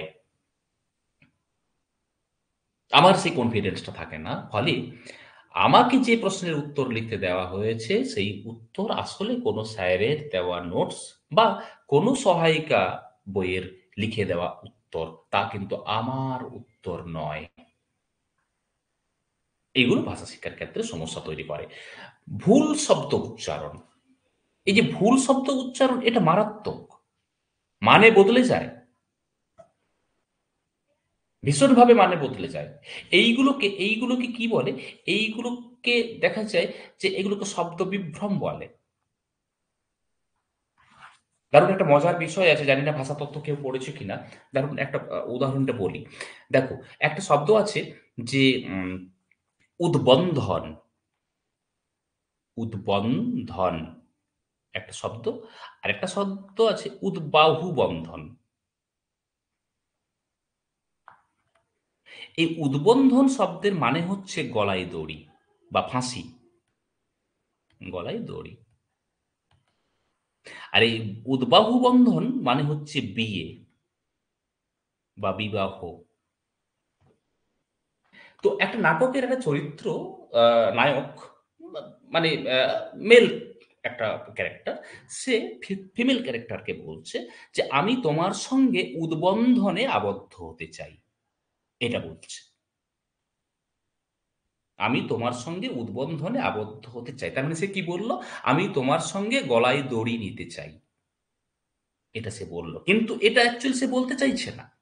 সে বলতে চাইছে, "আমি তোমার সঙ্গে বিবাহ বন্ধনে আবদ্ধ হতে চাই।" এটা বলতে চাইছে। তার মানে আমি তোমার সঙ্গে উদ্বাহু বন্ধনে আবদ্ধ হতে চাই। এটা বলতে চাইছে। কিন্তু বলল কি এইটা। ফলে ভুল শব্দের সে উচ্চারণ করেছে। আর এই ভুল শব্দের উচ্চারণ যদি হয়, তো তাহলে নিশ্চয়ই বুঝতে পারছো ঘটনাটা কি ঘটলো। সেই মেয়ে যদি জানে যে উদ্বন্ধন মানে গলায় দড়ি, তো তাহলে পরে তার তো যে রিলেশন তার তো দফা-রফা হয়ে গেল তখনই। তাই না? তাহলে ভুল শব্দ এই ধরনের মারাত্মক পরিস্থিতি কিন্তু তৈরি করতে পারে। ভাষা শিক্ষার ক্ষেত্রে এটা একটা বিরাট বড় সমস্যা বা অসুবিধা। এটা অনেক বড় চ্যাপ্টার। আমি আরেকটু অংশ আলোচনা করি। নেক্সট ক্লাসে বাকি যে অংশগুলো সেগুলো আলোচনা করব। এখন এই যে ভাষা, এই সমস্যাগুলো, এই সমস্যাগুলোর ক্ষেত্রে ভাষারও কিছু ত্রুটি আছে। কি, কি আছে? সেইগুলোকে আমরা বলছি ভাষার অসঙ্গতি, ডিসঅর্ডার অফ ল্যাঙ্গুয়েজ। এটা কিরকম? প্রকাশমূলক অসঙ্গতি। যখন কোনো একটা ভাষা সে কোনো কিছু একটা প্রকাশ করতে চাইবে, তো সেখানে দেখা যাবে যে একজন ভাষা ব্যবহারকারী মানুষ, তো তার এই প্রকাশের ক্ষেত্রে কিছু, কিছু অসঙ্গতি হতে পারে। কি, কি ধরনের অসঙ্গতি হতে পারে? আমরা যে কথাগুলো বলছি মনে করো যে তোমাকে একটা কথা বলে দিলাম আমি। আমরা যখন ক্লাস করি তখন সেখানে দেখা যাচ্ছে যে তুমি ক্লাসটা করলে, তুমি বুঝলে, এবার বললাম বলো তুমি কি বুঝেছো? মেক্সিমাম স্টুডেন্ট তাদের কাছ থেকে একটা উত্তর পাই, সেটা হচ্ছে যে স্যার কাল এসে বলব। একটু পরে এসে বলব। তাহলে আমি কি করলাম? ৪৫ মিনিট ধরে যে আমি কোনো একটা বিষয়ে এত রকমভাবে বললাম, তো তাহলে আমার সেই বলা কথাগুলো কোথায় যাবে? তুমি তো কাল তো গতকাল তো পরে আগামীকাল তো তুমি বই পড়ে এসে আমাকে বলবে। তুমি তো বইয়ের ভাষা বলবে। আমার কথাগুলো কোথায় গেল? তোমার কথাগুলো কোথায় গেল? তুমি কি বুঝলে? এটা প্রকাশমূলক অসঙ্গতি। তার কারণ সে যা বুঝলো, যা শুনলো তাকে সে প্রকাশ করতে পারল না। একটু আগেই বললাম যে কথাটা আমার পেটে আসছে, মুখে আসছে না। এটাও প্রকাশের অসঙ্গতি। সঠিক সময়ে সঠিক শব্দটাকে যদি তুমি ব্যবহার করতে না পারো। ভাষা ব্যবহারের সময় ব্যাকরণ ঘটিত ভুলগুলো যদি তুমি করো, তাহলেও সেটা প্রকাশমূলক অসঙ্গতির মধ্যে পড়বে। তাই এই ধরনের বিভিন্ন রকমের সমস্যাগুলো আছে, যেগুলো প্রকাশমূলক অসঙ্গতির মধ্যে পড়ে। আরেকটা হচ্ছে কি? আরেকটা হচ্ছে গ্রহণমূলক অসঙ্গতি। একটা এক্সপ্রেসিভ, আমি কি বুঝলাম যেটাকে আমি প্রকাশ করছি সেটাতে আমার বিচরণটা কি আছে? আরেকটা হচ্ছে কি? একটা আ আমার গ্রহণমূলক, রিসিভিং এর যে বিষয়টা একটু আগে বলছিলাম, সেইখানে যে আমি কিভাবে গ্রহণ করছি ওকে। এই ব্যাপারটা আছে। কেন?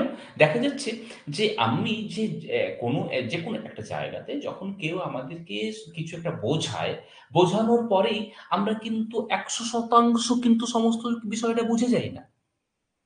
দেখা যায় কেউ একটু বেশি বোঝে, দেখা যায় কেউ একটু কম বোঝে, দেখা যায় কেউ একটু মধ্যমানের, তো সে আরেক রকমভাবে বোঝে। এই জায়গাগুলো নির্ভর করে।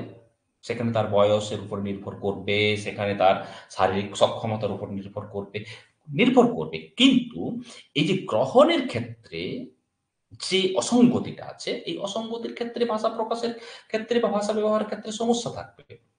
এবং এটার জন্য কি হয়? এটার জন্য দেখা যায় যে যখন আমি কোনো একটা কথা বলছি, তখন তাকে বোঝানোর জন্য যখন অঙ্গভঙ্গি করছি, আমরা এর আগের কথাগুলো বললাম, অঙ্গভঙ্গির কথা বললাম।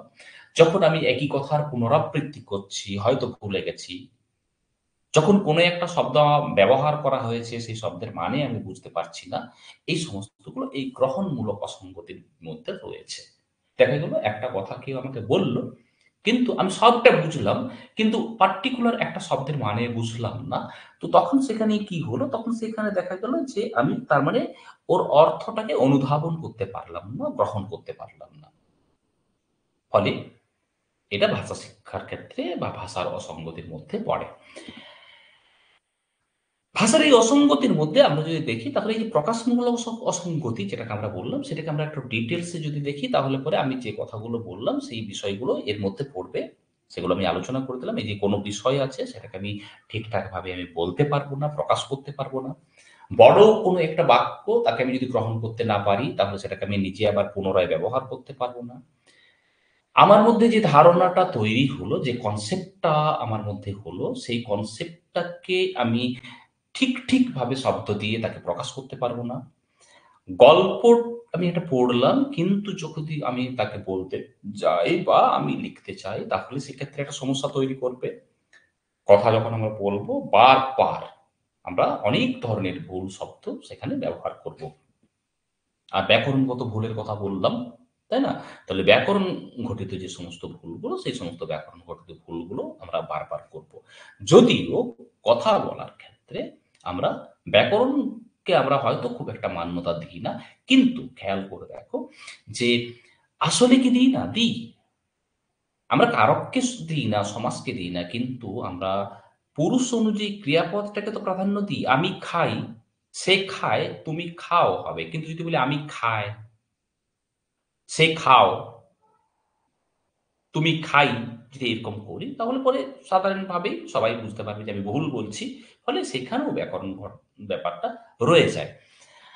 গল্প যদি একটা কিছু বলা হলো, তাকে যদি পুনরায় লিখতে বলা হয়, তাহলে সে লিখতে যদি না পারে, তার মানে সেখানে তার ভাষা শিক্ষার মধ্যে একটা প্রকাশের ক্ষেত্রে একটা অসঙ্গতি রয়ে গেছে।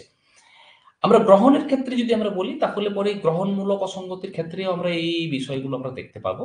সেখানে আমরা দেখতে পাচ্ছি যে জটিল বাক্য, যদি বাক্য জটিল বাক্য বলতে সাধারণত বাক্যগুলো একটু বড় আকারের হয়ে থাকে, সেটাকে ভালোভাবে বুঝতে পারবে না।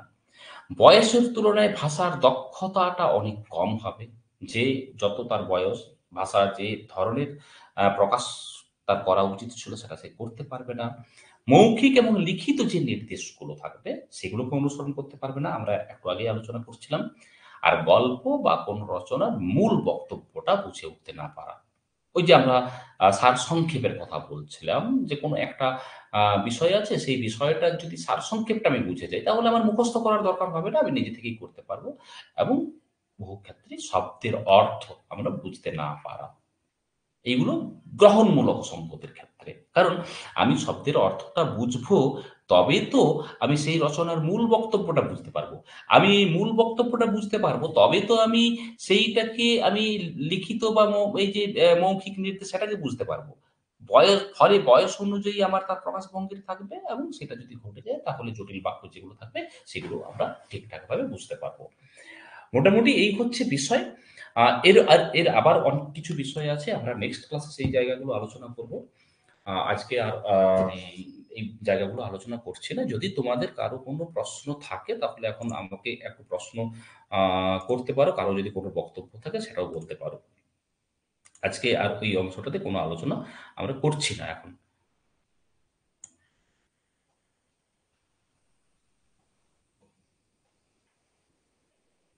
অসঙ্গতি অসঙ্গতি, এই যে অসঙ্গতি যে শব্দটা বলছো, যাতে সঙ্গতি নেই, যাতে সামঞ্জস্য নেই, সেটা হচ্ছে অসঙ্গতি। তারপরে যেটা হওয়া উচিত ছিল সেটা নেই, সেটাই হচ্ছে অসঙ্গতি।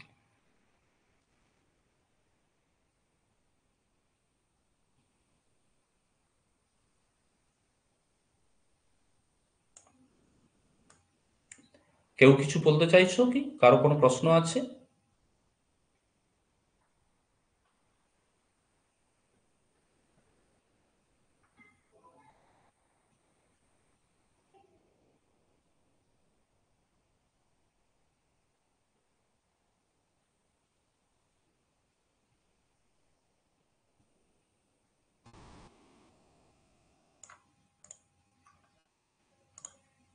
হ্যাঁ, রাকিব বল।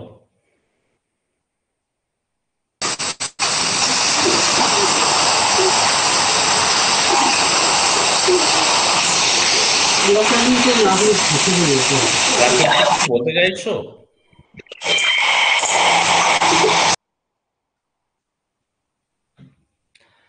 ঠিক আছে তাহলে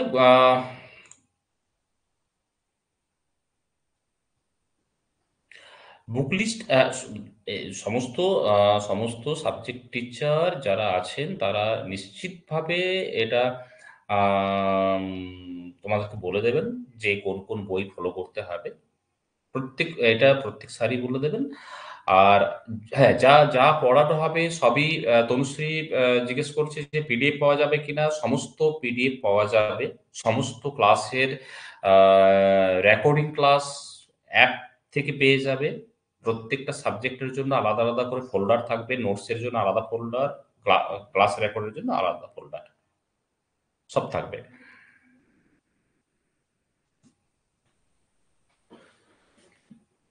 কিন্তু এখানে হ্যাঁ, হ্যাঁ, সমস্ত সিলেবাস থাকবে, সিলেবাস ভিত্তিক থাকবে। কিন্তু এটা আজকে যেহেতু এটা ডেমো ক্লাস, ফলে এই জায়গাতে থাকবে না। ২০২৪ এর জন্য যে আম পেইড ব্যাচের যে এটা আছে সেখানেই এগুলো থাকবে।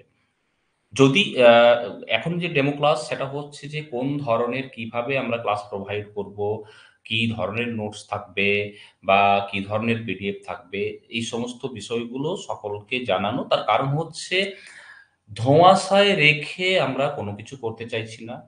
তার কারণ হচ্ছে এটা মাধ্যমিক বা এইচএস নয় যে ২ মাস পরে ছেড়ে দেবে। এটা জীবনের পরীক্ষা। বর্তমান দিনে ক্রমশ চাকরির সুযোগ, সরকারি চাকরির সুযোগ কমছে, তাই না? তো সেই জন্য আ আমরা ছলনার আশ্রয় নিতে চাইছি না বা আমরা ধোঁয়াশার মধ্যে রেখে বিভ্রান্তি ছড়াতে চাইছি না। আমরা মূলত যে সমস্ত বিষয়গুলো প্রোভাইড করব তারই একটা রূপরেখা দেওয়ার চেষ্টা করছি ডেমো ক্লাসের মাধ্যমে। কিন্তু আমরা সমস্ত জায়গায় আজকেও শিউলি জিজ্ঞেস করছে যে মাইক্রোফোন ইউজ করা যাবে কি যাবে না? আজকেও করা যাবে। আজকেও আমি এইজন্যই তো আমি দিচ্ছিলাম। মাইক্রোফোন ইউজ করা যাবে, প্রত্যেকের সমস্যা প্রত্যেকে বলতে পারবে। তার জন্য হ্যান্ড রেইজ করার একটা অপশন আছে এবং এমনকি চ্যাটের মাধ্যমেও সেগুলো জানাতে পারবে। সেগুলি হ্যান্ড রেজ করে আপনি বলতে পারেন যে হ্যাঁ, নিশ্চয়ই হ্যান্ড রেজ করে বলা যাবে। হ্যান্ড রেজ অপশন আছে। হ্যান্ড রেজ করলে পরে তাকে আমরা অ্যালাউ করব তার কথা বলার জন্য এবং আমরা তখন তাকে সুযোগ দেব। কারণ যে কেউ বললে পরে ক্লাসে ডিস্টার্ব হবে, সেজন্য এই সিস্টেমটা রাখা হয়েছে। এক করে সকলকে বলতে দেওয়া হবে। আমরা নিশ্চিতভাবে প্রত্যেককেই সুযোগ দেব।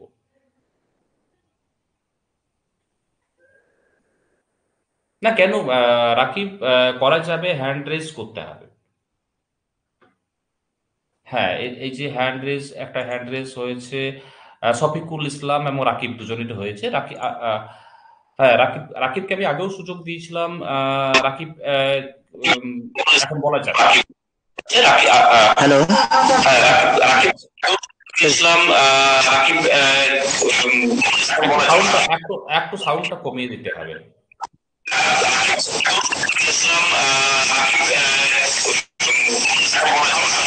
একটু সাউন্ডটা কমিয়ে দিতে হবে। হ্যাঁ স্যার, বলবো।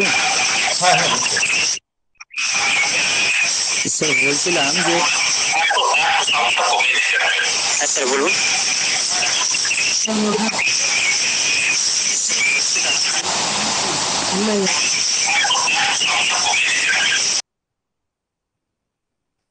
রাকিবের কেটে গেছে। রাকিব হয়তো বুঝতে পারেনি। সাফিকুল,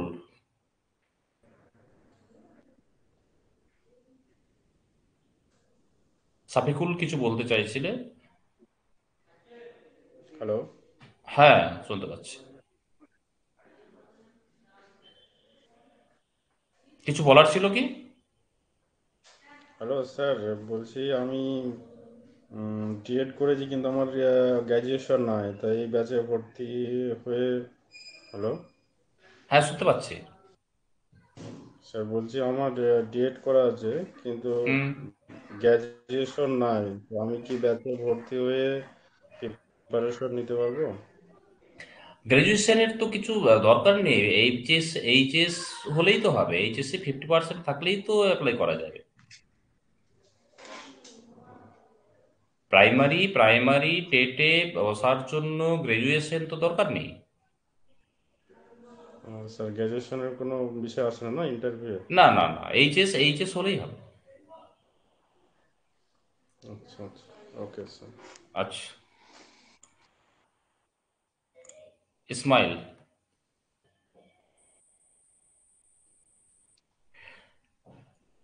ইসমাইল কিছু বলতে চাইছিলে? কিছু?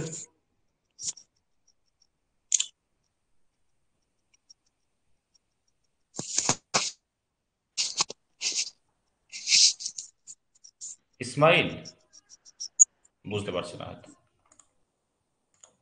শিউলি,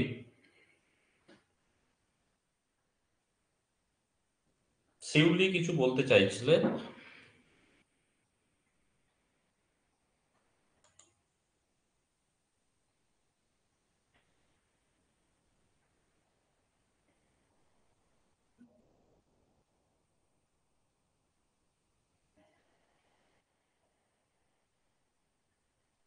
শিউলি কি কিছু বলতে চাইছো, বলবে? হয়তো বুঝতে পারছো না সিস্টেম গুলো কি হচ্ছে। শিউলি আবার করেছে। হ্যাঁ শিউলি বলো, আমি আমি তোমাকে শিউলি শুনতে পাচ্ছো? শিউলি হয়তো বুঝতে পারছে না। আব্দুল, আব্দুল কেটে গেল। হ্যাঁ, জেড খানকে, যে খান আছেন একজন। স্যার আমি বলছি, আজকে আমি প্রথম ভর্তি হয়েছি, হ্যাঁ। তো প্রত্যেকদিন কি 8টা থেকে ক্লাস হবে? না, ক্লাস রবিবারের ক্লাসটা 7টা থেকে হবে। সেগুলোর জন্য নির্দিষ্ট রুটিন দিয়ে দেওয়া হবে, টাইম নির্দিষ্ট করা থাকবে এবং প্রতি ক্লাসের শিডিউল আগেই করে দেওয়া থাকবে। নির্দিষ্ট সেই সময়ে মেসেজ যাবে যে কখন ক্লাসটা হবে, এবং ক্লাস যখন শুরু হয়ে যাবে তখনও অটোমেটিক মোবাইলে মেসেজ চলে যাবে। ও, ঠিক আছে? Thank you sir. ক্লাস হ্যাঁ। ক্লাস ক্লাস শিডিউল হয়ে গেলে পরে একটা মেসেজ যাবে যে অমুক দিন অমুক সময়ে এই সাবজেক্টে ক্লাস হবে, এবং আচ্ছা। ক্লাস যখন শুরু হবে, ক্লাসটা শুরু হয়ে গেলেও আবার মেসেজ যাবে যে তুমি জয়েন করো, ক্লাসটা শুরু হচ্ছে। ও, ঠিক আছে যখনই স্যার। যখনই গ্রুপে কোনো রেকর্ডেড ক্লাস আপলোড হবে তখন আবার অটোমেটিক মেসেজ যাবে। যখনই কোনো পিডিএফ আপলোড হবে তখনও অটোমেটিক মেসেজ যাবে, তার জন্য খুঁজতে হবে না কোথাও। আচ্ছা স্যার, ঠিক আছে। আরপিএফ এডুকেশন সমস্ত বিষয়ে দায়বদ্ধ, বেস্ট থেকে বেস্ট সমস্ত কিছু প্রোভাইড করার জন্য। এটা এটা অথরিটির উপরে সমস্ত স্যার, কিছুটা নির্ভর করবে। তার জন্য কোনো স্টুডেন্টকে ব্যক্তিগতভাবে কোনো ধরনের হেজিটেশনে ভোগার দরকার নেই। সমস্ত বিষয়গুলো নির্দিষ্টভাবে জানিয়ে দেওয়া হবে অ্যাপের মাধ্যমে, এবং পরবর্তীকালে নিজেদের মধ্যে যোগাযোগ করার জন্য হয়তো একটা গ্রুপ হবে, সেটা টেলিগ্রাম বা হোয়াটসঅ্যাপ হতে পারে। ফলে সেখানেও তারা তাদের সমস্যাগুলো বলতে পারে, এবং র্যান্ডমলি চ্যাট করা যাবে। আমাদের যে অ্যাপ আছে সেখানেও সেখানেও নিজেদের বক্তব্যগুলো বলা যাবে। ঠিক আছে স্যার। আচ্ছা। হ্যাঁ। হ্যাঁ শিউলি, শিউলি কি বুঝতে পারছো? তুমি কথা বললে আমরা শুনতে পাবো, এবং তোমার কি প্রশ্ন ছিল তার উত্তর দিতে পারবো। তোমাকে আবার একবার সুযোগ দিলাম, তুমি হয়তো বুঝতে পারছো না, বা হয়তো তুমি শুনতে পাচ্ছ না যে কোনো কারণে। যাই হোক, তোমাকে পরে সুযোগ দিচ্ছি। আব্দুল,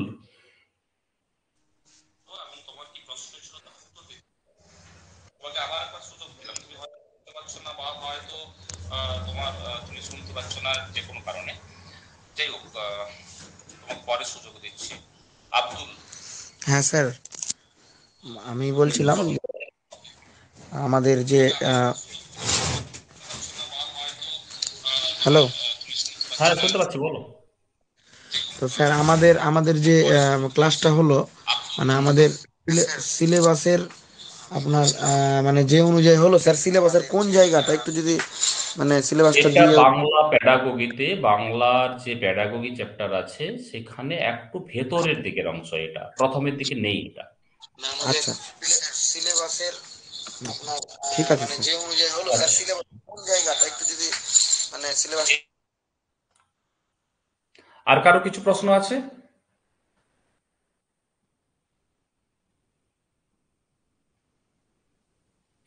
আর কি কারো কোনো প্রশ্ন আছে?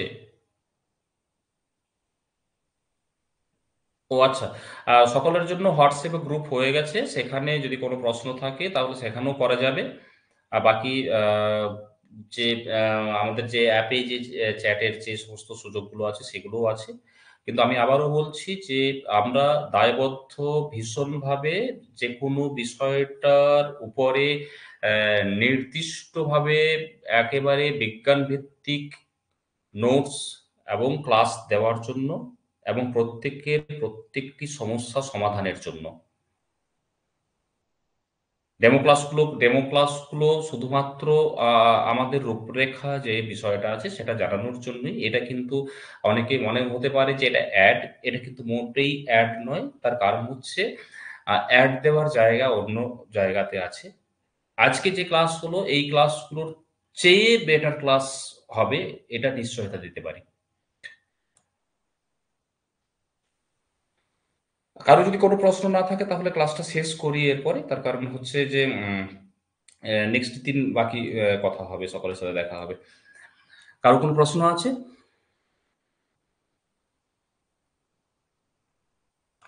আচ্ছা, তাহলে আজকে আর কারো কোনো বিশেষ কিছু প্রশ্ন নেই। আহ, আমাদের ক্লাস কিন্তু সামনের সপ্তাহ থেকে পেড ব্যাচের ক্লাস শুরু হয়ে যাচ্ছে। পেড ব্যাচের ক্লাস শুরু হয়ে গেলে পরে সিলেবাস কিন্তু নির্দিষ্ট একেবারে প্রত্যেকটা ক্লাসের শিডিউল রুটিন আছে, সেই অনুযায়ী এগোবে। ফলে তখন সেই জায়গাগুলো মিস হয়ে গেলে পরে হয়তো সময় সুযোগ হলে পরে করানো যাবে। সেই জন্য দেরি না করে যারা আমাদের সঙ্গে যুক্ত হতে চাইছেন তারা যুক্ত হয়ে যান তাড়াতাড়ি। আহ, সময় এখন হাতে যথেষ্ট আছে। আমরা মূলত বারবার করে বলছি, আমরা নোটস বা তথ্য বা তত্ত্বের উপরে নয়, আমরা কনসেপ্টের উপরে জোর দিচ্ছি। তার কারণ হচ্ছে 2023 সালের যে প্রশ্ন ম্যাক্সিমামটা কনসেপচুয়াল ছিল, সেই জন্যই আমরা কনসেপ্ট গঠনের উপরেই মূলত জোরটা দেব। এবং ওই যে আগেই বললাম যে ধারণা গঠন যদি আমার ঠিকঠাক থাকে, আমি যদি প্রসেস জানি, তাহলে পরে যে কোনো ধরনের প্রশ্নের উত্তর করার ক্ষেত্রে আমরা বাড়তি সুযোগ পাবো। কারণ কোনো একটা বিষয়ের নোটস মনে যদি আমি রাখি, মুখস্থ যদি রাখি, সময়ের সাপেক্ষে সেটা আমি ভুলে যেতে পারি। কিন্তু যদি আমার কনসেপ্ট ক্লিয়ার থাকে, তাহলে পরে পার্টিকুলার সেই শব্দটা না মনে থাকলেও আমরা উত্তরটা সেখান থেকে খুঁজে নিতে পারবো। আর ২ নম্বর হচ্ছে, কনসেপ্ট না থাকলে পরে পেডাগোগি কখনো হুবহু একই ধরনের প্রশ্ন আসে না। সেই জন্য কনসেপ্টটা অত্যন্ত জরুরি। ধন্যবাদ সকলকে। আহ, শিউলি বুঝতেই পারলে না আহ, যে কোথায় মাইক্রোফোন কি আছে না আছে। ওখানে একটা হ্যান্ড রেজের মতো জায়গা ছিল। আহ, হ্যাঁ, অ্যাকসেপ্ট অ্যাকসেপ্ট করলেই হবে। আচ্ছা, তাহলে অ্যাকসেপ্ট করলেই হবে। ঠিক আছে, তাহলে সকলকে ধন্যবাদ। আহ, পরের ক্লাসে শিউলি পরে আমরা রুটিন, শবনম জিজ্ঞেস করছি যে বেঙ্গলি বুক কি পড়বো আমরা। বইয়ের লিস্ট দিয়ে দেব, ঠিক আছে। এবং বই, বারবার করে বলি, বই কি আছে না আছে সেটা বড় ব্যাপার নয়। আমাদের যে নোটসগুলো আমরা প্রোভাইড করব, সেইগুলো অনেকগুলো বই, যে- এবং সেই সঙ্গে সঙ্গে বিভিন্ন যে নোটস তার সমন্বয়ে তৈরি। জোর দিয়ে বলতে পারি, বই না পড়লেও হবে, আমাদের নোটসগুলো ফলো করলেই হবে। যদি কেউ কোনো বই না নিতে চায়, তবুও কিন্তু তার কাজ হয়ে যাবে। হ্যাঁ, শিউলি, শিউলি আমি বললেই আমি বুঝতে পারবো। সামনে যে মাইকের মতো একটা, মাইক্রোফোনের মতো একটা যে চিহ্ন আছে, সেটাতে ক্লিক করলে পরেই বলা যাবে কথা।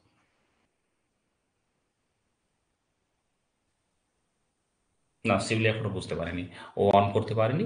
যাই হোক, আহ, স্বপন স্বপন ভূঁইয়া কিছু বলতে চাইছে।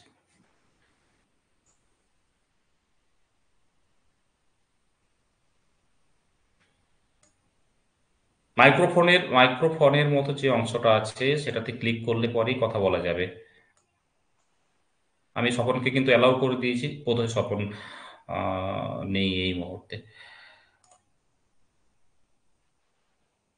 না, হাতের ছবিতে টাচ করছে, কিন্তু তারপর শিউলি,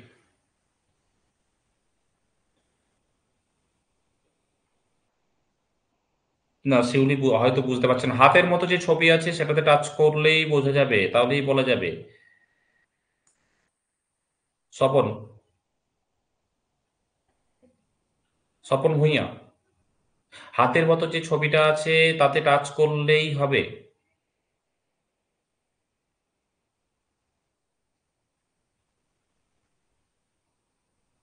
না, বুঝতে পারছে না।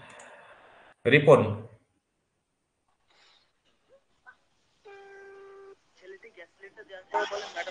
হ্যাঁ রিপন, রিপন শুনছি। কে বলছে?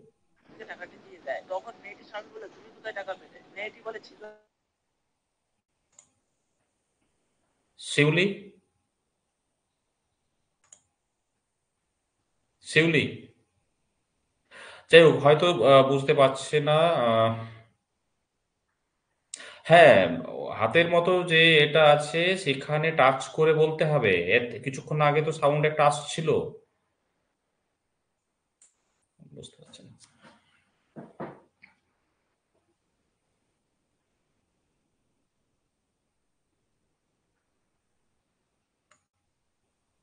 আচ্ছা শিউলি কি বলতে চাইছে চ্যাটে? চ্যাট করলে পরে উত্তর, হ্যাঁ। আচ্ছা শিউলি, শিউলিকে আর অ্যালাউ করা যাচ্ছে না, কি করবো?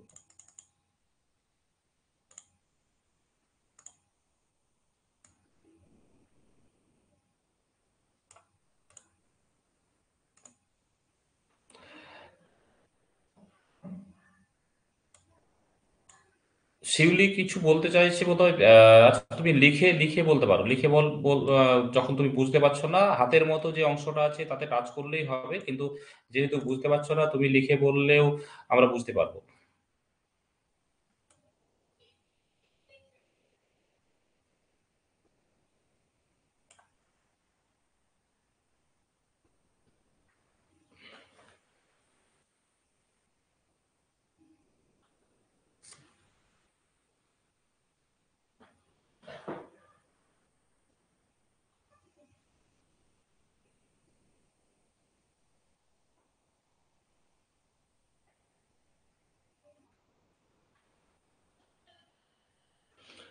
থ্যাংক ইউ, ক্লাস ভালো হয়েছে সেটা বুঝলাম, কিন্তু সমস্যাটা তো বুঝতে পারলাম না। হ্যান্ড রেজ করে আমি বলতে বললেই বলা যাবে? আমি তো এখান থেকে অ্যালাউ করে দেবো বলার জন্য।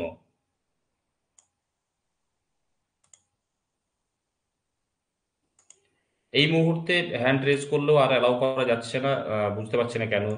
মনে হচ্ছে অ্যালাউ হচ্ছে না এই মুহূর্তে আর।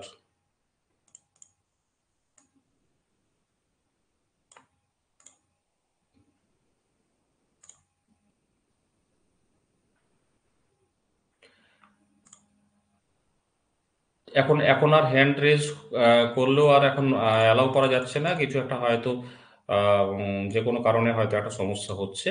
যাই হোক, ইসমাইলকে আমি অ্যালাউ করতে পারছি না, অ্যালাউ করা যাচ্ছে না আমার এখান থেকে। ঠিক আছে, পরের দিন বাকি অংশগুলো তাহলে আলোচনা হবে। যদি কারো কোনো সমস্যা থাকে, অ্যাপ কোনোদিন ক্লাস করিনি তাই বুঝতে পারছি না। ঠিক আছে, নিউ হলেও কোনো সমস্যা নেই। ওখানে যে হাতের মতো যে অংশটা ছিল সেটাতে ক্লিক করলে তাহলে পরে আমার কাছে মেসেজটা আসছে, আমি যখন অ্যালাউ করছি, বলতে বলছি, সেই সময় বললেই হবে। কিন্তু যে কোনো কারণেই হয়তো হলো না। আহ, যাই হোক, পরের দিন হয়তো ঠিকঠাক ভাবে হবে। ঠিক আছে তাহলে, গুড নাইট। আজকে শেষ করছি, কারণ আহ,